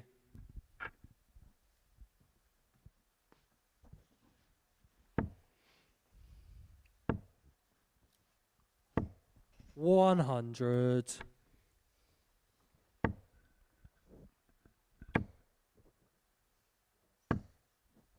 Well, there's an early Robin Hood for Radek Zagatsky. Riding through the Glen. Don't. 38.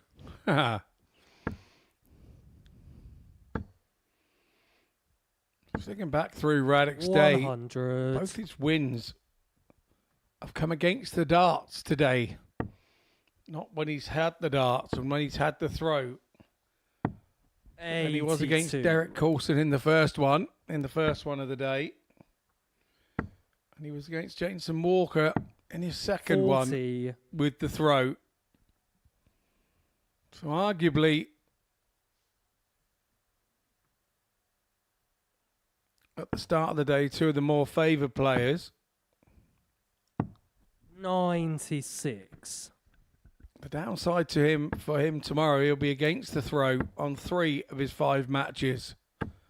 So if you do get 6 points when you've got 3 times you hold the throw, you're kind of pleased because that's what you would accept as a player. 60. So you feel that you have the advantage when you start with the throw.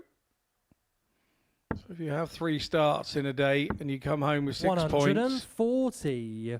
Keanu, you require 125. I think you're kind of okay with that and settled in your mind overnight that that's probably okay.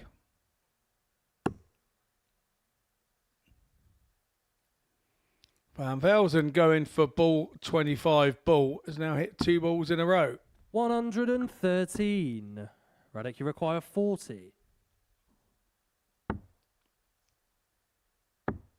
Game shot on the first leg. Radek Zagatsky. Didn't rattle Zagatsky one bit. Second leg is Keanu to throw first. Game on.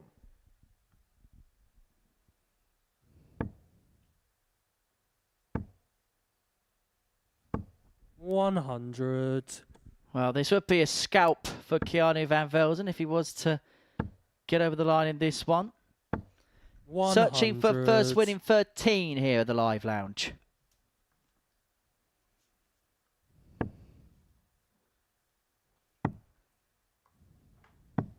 $96.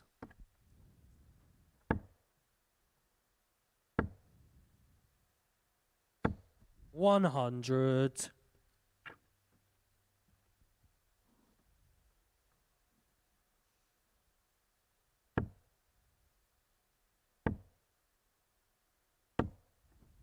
$60.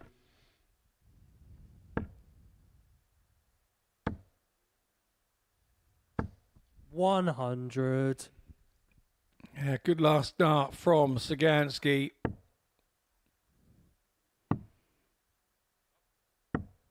$57.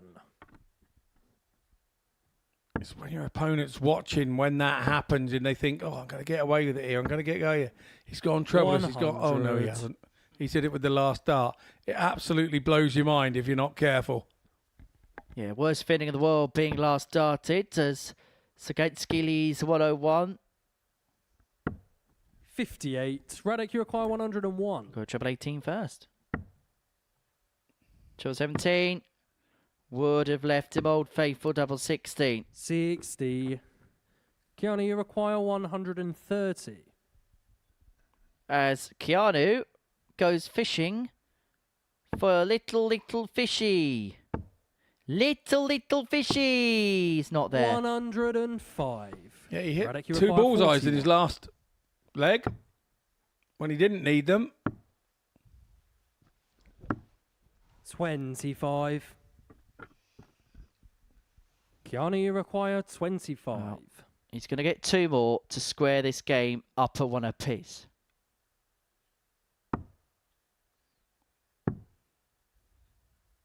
Well, he's had to traverse around to double 8. 17. The double 8 not there. Radek, you require 16.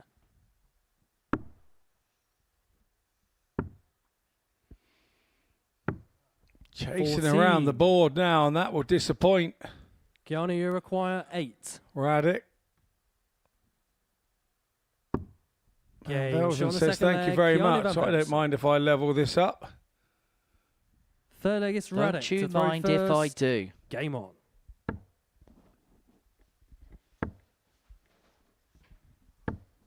$140.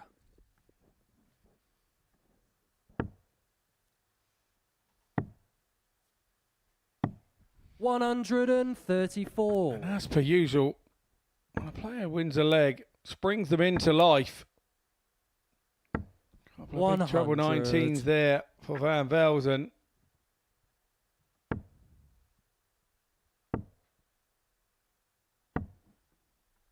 $58.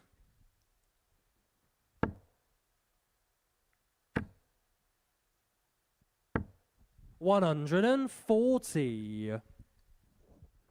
So leads himself on 1-2-1 after 9. Really good assault this on throw by Radek Sagansky. Van Velzen following the first dart in the single 19 needed Radek, you require 6 20s to leave himself on the big fish.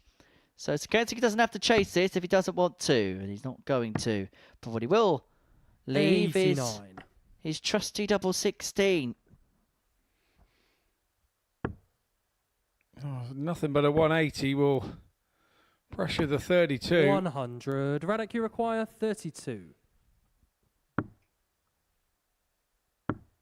Game. Show on the There we third go. leg. Radek Double 16, Sagansky. done and dusted. Holds throw nicely. 2-1 to the good for Fourth leg is Keanu Sagansky. to throw first. Well, the darts ain't going well, but the hair's nicely in on. place for Keanu Van Velzen.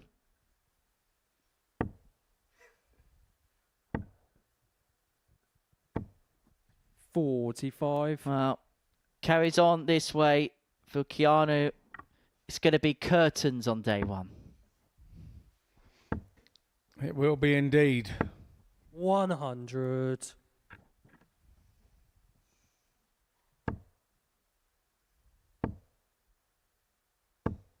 $60.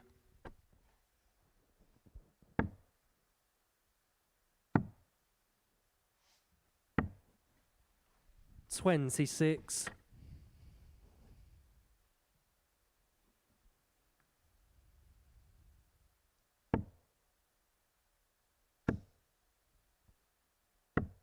$98.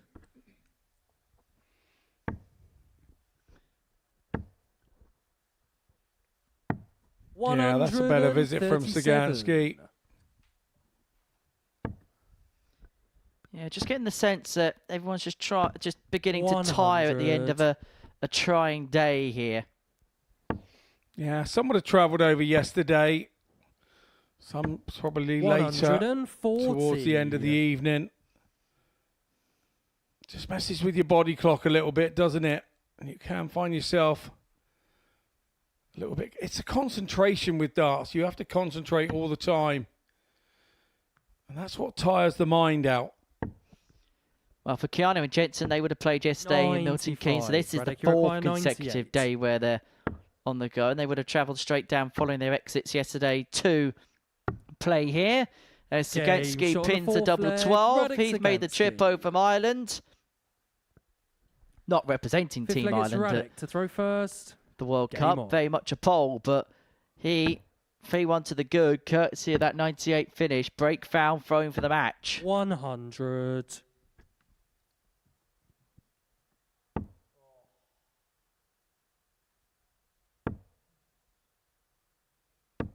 $81. Radek with the darts in hand and probably thinking now, let's get this job finished off once and for all.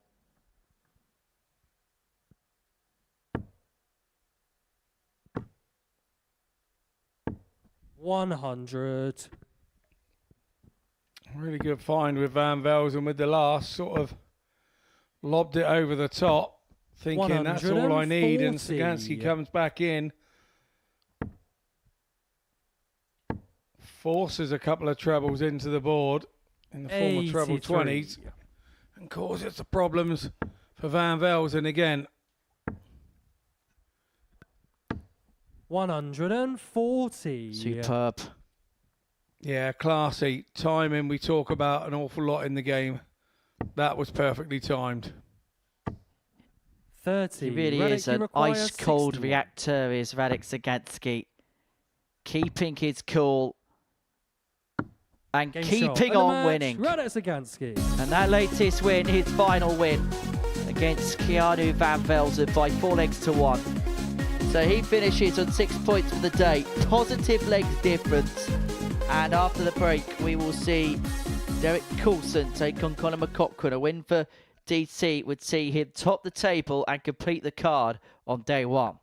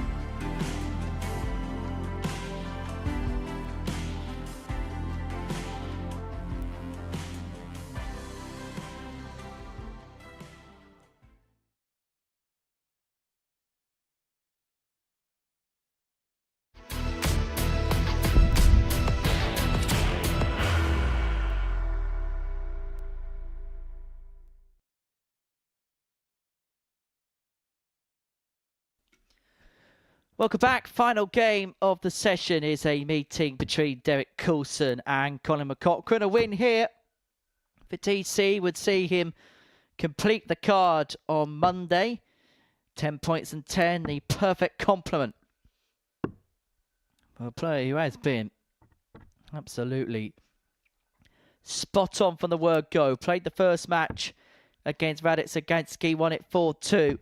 And there's been no looking back for Coulson, who's also had an average of 102.84 today. His previous match, an average of 98 in, getting the better of Jensen Walker by 4-1. And in terms of standard, in terms of level, Derek to throw first. yeah, that game against Keanu Van Velzen where he was a little bit off the pace. But he has been head and shoulders above the field today.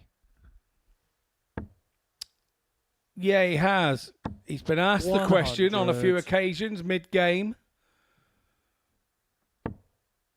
And he's come up with all the answers today. 140. If he wins this game, perhaps rather ominously for the group, he'd have a 4-point lead overnight going into Tuesday's play. 140. And do you know what? When you're playing well and you're as good as Derek Coulson, those types of things fall into your lap. I do indeed. 60. Even when he should miss, he hits. Now that is a 180 every day of the week. You just knew it from dart one. 180. Yeah, just in the right positions, weren't they? Some people like to go from left to right. Some people like to go from right to left. Derek, you require 81. Right to left is the general consensus for a left-handed player. Potential 11 data, now potential 12. Can get it done in 15 if he so wants 69. to.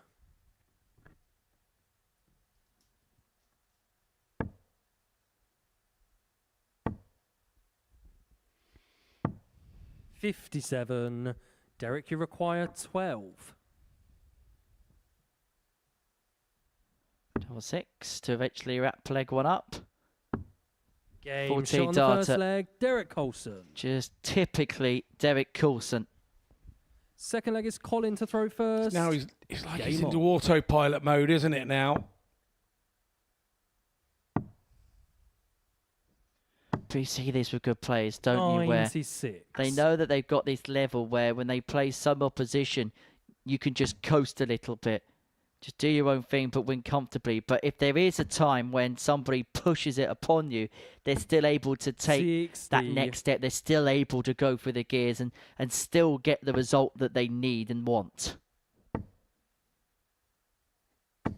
135.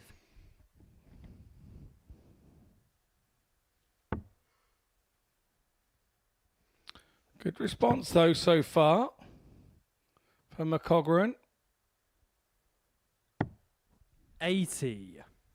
So he doesn't overexert himself. You know exactly what you're going to get with DC. And I just wonder now whether he's beginning to build that reputation as to, oh no, not him. Yeah, could well be. Not that I think he thinks that way. Colin, you require 130. But I do think he's got to a stage now where opposition look at Derek and almost run scared a little bit. Because they know they are in for one heck of a dogfight. 90. But McConkra, to his credit, has left himself on tops after 12 on throw here. Yeah, brilliant stuff from him. And it's going to be under pressure. Because here comes 180. Colin, another 180 from Coulson. Time in, and a Coulson's 180, but a real nice last start there from Colin. We stood the pressure. Third leg is Derek to throw first. Game on. Pressure is for ties, as Alan Shearer famously said at the Euros. 1-1. 140. Well, look at them numbers. 100. Coulson just underneath the 112 mark. And rising. And rising. 140.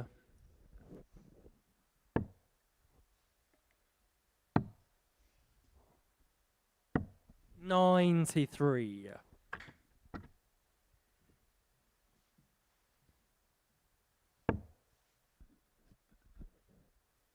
Now we get to the point where we look at the big numbers, the high average numbers, the record book numbers, because the average now is just a touch underneath the 117 mark. 81 left after 9. Derek, you require 81. Potential 11 data incoming. Double 12. Game shot in the This third leg. is an Derek onslaught Coulson. from DC. 2-1 to the good, averaging Fourth leg is Collins to throw 117 Game dead. Yeah, brilliant stuff from Coulson. 140. And credit to Colin here. He's trying to fire back with as much ammo as he possibly can. But the problem is, when he's doing this, 140. good luck.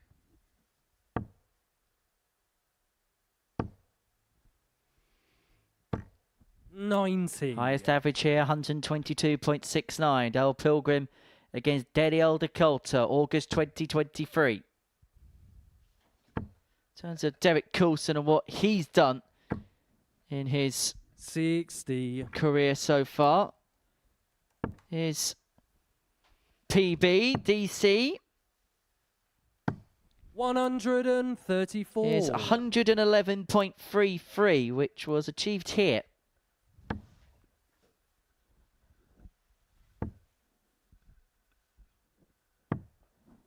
Of course, that's in recorded 91. games. Colin, you require 137. As Colin here looks to level up at 2-2, and he's got 6 of them here to his credit.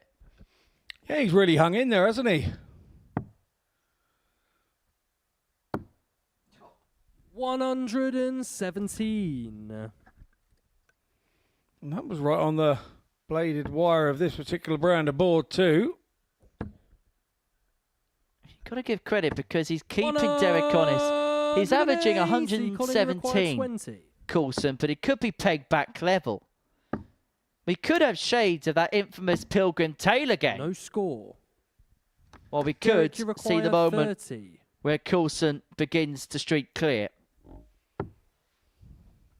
Game shot on the fourth 13 leg. data, Derek 3-1, Coulson. 116.64 the average. Fifth leg, it's Derek to throw first. Game on. McCochran is up there on a 92 average as well.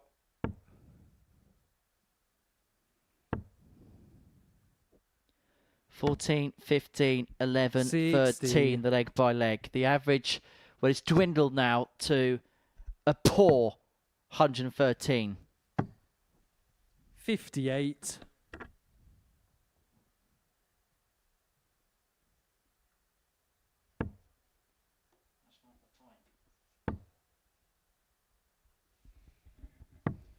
$91. Yeah, gets the odd one off to make life a little bit easier. 180 from there will leave him 170. Coulson 99. making big plans way out. This is what the top players do now with their numbers. Yep, do not want to be leaving yourself on a PBN, a pre-pokerfied number. 100. Only a ton. And I just wonder whether that 44. visits worth a misses on double 10 may have just knocked the stuffing out of McCochran here. And you can understand that. 58. However, Derek's not having his best leg here. 12 darts throw, not on a finish.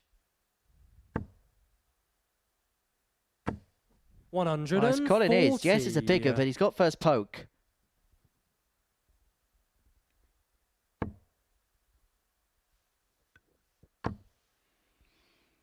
Yeah, Colin will be hoping he gets a return, but 95. All he gets in Colin, you return require is 160. a 95.4 from Coulson to leave him on a nice little two-darter. The 160's not going to go. 140 would be tidy. It's as good as he could do. What's he missed with that first one? He's left 20.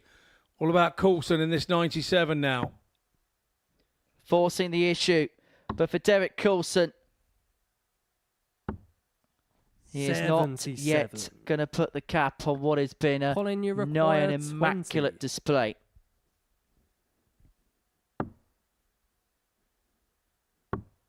Game shot on the fifth leg. Credit Colin McCaughrean here. He is hanging in there despite what Derek Coulson's throwing at him. Sixth leg is Colin to throw first.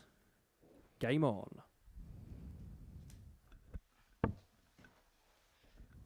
And that is why Martin Adams has his reservations in terms of what averages are worth.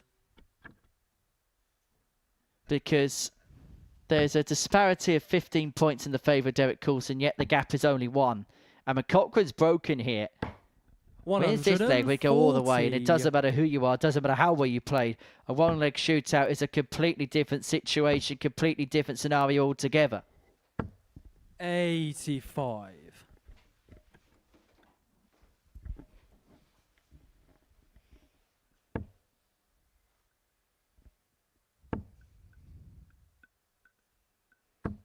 $140. More back-to-back 140s come to the fore from Coulson. He doesn't want this to go any further. 65. This could and probably should be the end of it from here. What do you give for a ton 40? Ton 40 he gets. And once again, for the third time in this game, he's left himself an 81 after just 3 visits to the board. 100. Derek, you require 81. Cochrane's done all he can. Well, he is going to be forced to have a look at the bullseye because Colin is on a finish. Well, the treble leads double 13 to wrap up the day and wrap up the game 68. In some style. Colin, you require This will be a mighty, mighty ask for the Northern Irishman.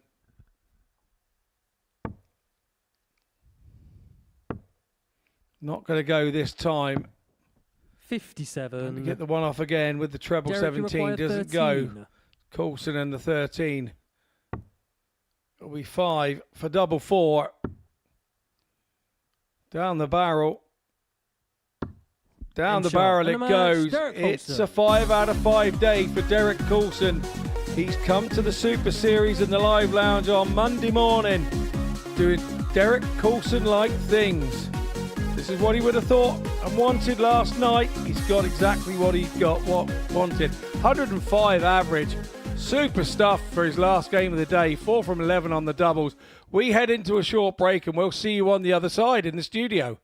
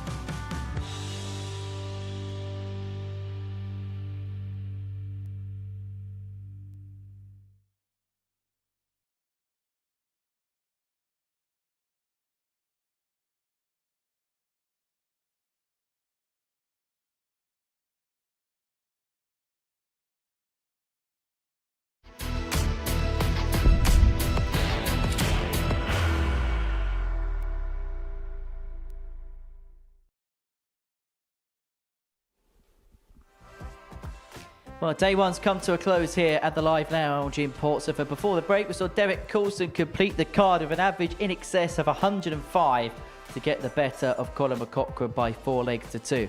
So he tops the pile going into Tuesday's play here in Portsmouth. 5 wins and 5, 10 points to his name, and he is coasting at the top. Meanwhile, we've got 3 players on 6 points in 2nd, 3rd and 4th respectively. Jensen Walker the best of the rest, with Ricardo Ham and Radek Sagansky having also won 3 from 5 on the opening day. Colin McCaughrean with the solitary win, whilst Keanu Van Velzen yet to get off the mark in Group A. Perfect day for Derek Coulson, not the first time we've said that. And not for the first time, he joins myself and Scott here in the studio. Great to see you. As planned? I'd love to say as planned, yeah, but I knew it was going to be tough. So, but I was happy. The first game is really important. Getting our first win against Radek was a big win for me, and then I could relax a bit after that. Because it felt like that performance set you stall out for the day. You averaged about 96. The doubling was decent, and then you were able to really manoeuvre, weren't you? Yeah, I relaxed towards the end of the day, and I think that showed in the last couple of games. But, you know, it's only one day. There's a lot more to come. A lot more to come, but particularly towards the latter ends of the day, you must be really happy with your performance levels. It felt like you got better as it went along.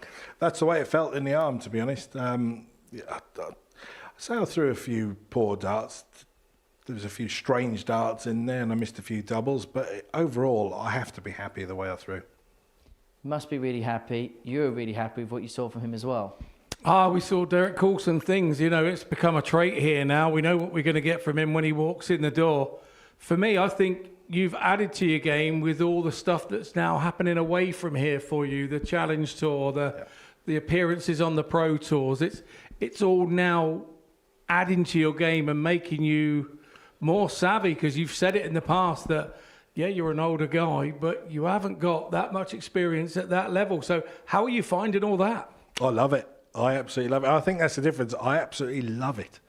When a Challenge Tour comes around, the Pro Tours come around. Yeah, I've lost games. I've lost first round games on a Pro Tour, but I'm just enjoying it so much. And it's only been missed doubles, really, where I've faltered on the Pro Tour. A couple of games where, you know, I've been beaten well and truly, but overall, I'm really enjoying myself. When you first went to the Pro Tour, I know what that feels like, and you walk in that room and you look around that room and go, yeah. Wow, what were your thoughts? I know my thoughts. What were your thoughts when you walked in there about you, Derek Coulson, walking in amongst the very best players on the planet? I was like a kid in a sweet shop. I was looking around going, oh, there's so-and-so player, there's so-and-so player. And then I was practicing, and Luke Humphries on the same board. I'm like, oh, it's Luke Humphries practicing with me. I'm like, this is crazy. I'm like, right, get your head on. You know, these are great players, but they're all here for a reason, and I'm here for a reason as well. So once I got my head around seeing all of those stars, then I settled down and I started to play okay. So, yeah, loving it. Have you also found that readjustment? Because when we saw you here last year, yes, you were playing a lot here, but you're able to have breaks between competition, where now you're in that position where you're playing on the Challenge Tour, you're a top-up for every Pro Tour pretty much exclusively now. So you're playing pretty much everything that's available to you. How have you found that adjustment in terms of playing bits and bobs here and there to pretty much being at the cut and thrust of everything week in, week out? Again, I've really enjoyed it. I honestly didn't know how I was going to react, because over the last few years I've played here and bits and pieces here and there. So I didn't know how my game was going to cope with playing more. Turns out I've done okay with it, and I feel my game has still got some improvement to go. So I still think I've got more to show in my game, and I think playing on the Challenge Tour, Pro Tour, and playing here has proved that. I think I'm just so enjoying it at the moment. It's hard to explain, but I'm loving it. So you're playing more, and now that affects you with your game. It's not affecting you at all. I want to try to go down the home life route now. So how does that affect the home life now that you're playing more? Because for me, that's the hardest bit, is to toy the... It's lovely that we can go off and play, but you have to fit in the home life. That you know, that balance has to be right as well, doesn't it? Yeah, I think that's where I'm a little bit lucky, to be honest. I think if I was younger with a younger family, I wouldn't be doing it. But, you know, my kids are starting to grow up. I'm 24, 18 and 16 and going through A-levels and GCSEs, but they back me and they support me, and that makes a massive difference. And my wife is, yeah, go for it, do it. And it goes to show that there's no age barrier, because we talk so much, we mentioned it in commentary earlier on today, about the amount of youngsters that are coming through, the amount of the great work that the academies are doing. But yet you're also a story that, yes, there's some brilliant young talents coming through. However, irrespective of age, if you think you're good enough, you are old enough to compete in this sport. Oh, 100%. Yeah, it's all about dedication. I mean, these youngsters are loving it, and they spend a lot of time on the board. Say the academies are amazing, what they're doing. But I do spend a lot of time on the board. I've always said I'm not a natural player. I need to practice, and if I go a day without holding my darts, I'm like, well, I need to get back on this. This is ridiculous. So I don't turn up here thinking I can just walk this. I put a lot of time and effort into it. I think if everybody can do that, there's some natural talents out there like Luke Littler, but I think, you know, he's a one-off. Everyone else has to work at their game, and if they do that, anything could happen. I'm all for that. I'm all for that, and I think, like you say, with the home life, as the kids get a little bit older, and it was the same with me, every time I had a bad day and I wanted to take a step back, if they're behind you and going, hang on a minute here, Dad, you're not taking no step back, we're pushing you to the fore, we know what you've got. And if you've got that stood behind you, you can't go wrong. Oh, it makes a hell of a difference. Absolutely hell of a difference. It must be so hard for players where they're under pressure, but home life is difficult, money's difficult. That's a lot of pressure they put on themselves. I have a little bit of luck in that respect, and maybe that's freed me up to play the way I'm playing. So can I ask what the goals are then going forward? I know obviously short term, the World Championship is very much at the front of the agenda, as it should be. But then going forward, have you set yourself a longer term plan ahead? Yeah, I mean, I just want to keep playing darts. I actually love the game of darts. Things will be changing with work in the near future, and that'll free me up to play more darts, have more time to practice and do what I'm really loving doing. I've not really set any goals. It's just take it every day as it comes. It's easy to say that, but that's what I'm doing, is take every... You know, I've lost games and I'm fuming with myself that I've lost the game, but that game's gone. So the next game, I'm not worried then. It's all over. Just move on to the next one. They're not really goals, are they? It's targets. It's like, oh, well, that'd be really nice to play at Ali Pali, or it would be really nice to go to somewhere else. It's not, and if you don't make it, it's not a problem. But you just set yourself little targets of where you would like to play and what you would want to do, rather than goals. And I think Derek's probably at that stage at the moment. Yeah, you're right. I mean, obviously the World Championships, but you know, I'm here this week. My goal this week is to win this week and pick up another weekly title and get to the Champions Week again. Ultimately, to win a Champions Week is huge for me, because I have failed. I treat myself as failed. I mean, I don't dwell on it. You know, I'll move it if I'm playing well. I'll fancy my chances. But after that, then the Challenge Tour, and then hopefully, obviously the Ali Pali World Championships would be amazing. And I will put something on my shirt where I'll maybe put "It's a Young Man's Game" on the back, and and have a blow-up Zimmer frame that I'll walk out with. But, you know. If you think you failed here, don't tell me what you think of my performance here. Please leave it out. I could carry on this conversation all night. Unfortunately, we haven't got the time to do that. Scott, just quickly, a word on the rest of the field today. Yeah, I think, well, he's obviously the man to beat, and the others have targeted him and probably failed against him today, so they've got to come back tomorrow and find a little bit of something. Derek's showed them now what he's going to be like all week. They've got to up their game and go with it. So this is how the table looks in Group A heading in overnight. Derek Coulson, 5 wins out of 5. 10 points to his name, the concession as well, just 8 legs for the session. For Jensen Walker, Ricardo Hamby, Radek Sagansky, 3 wins, 2 defeats. They are the chasing pack going into tomorrow, whilst Colin McCaughrean with that solitary win in 5th position. Keanu Van Velzen, the only player not to pick up a win during Monday's play. So that is how the land lies going into Tuesday's proceedings. And this is what's coming up in the interim across Pluto TV. Coming up next, we've got the Modus Moments. That's featuring Devon Peterson. And the man sat to the right of me, Derek Coulson. That's in a few moments' time. Then we've got the World Cup of Darts preview. Team England, Luke Littler, Luke Humphries looking to pick up the crown. Who knows? Derek Coulson could be playing for Team Wales next year. That's tonight from 6. Group A continues tomorrow from 9:30. And of course, they are all looking to punch their ticket through to Saturday's final, which gets underway from 7:30 p.m. here on Pluto TV. However, the man to beat, as always is the case at the Live Lounge, is Derek Coulson. Another 5-star performance from our 5-star performer. Bye from us. The new Modus Super Series champion. Oh my word! It's another incredible moment tonight. Jeff Smith. It's match start. 5-star performer. Ball for big fish.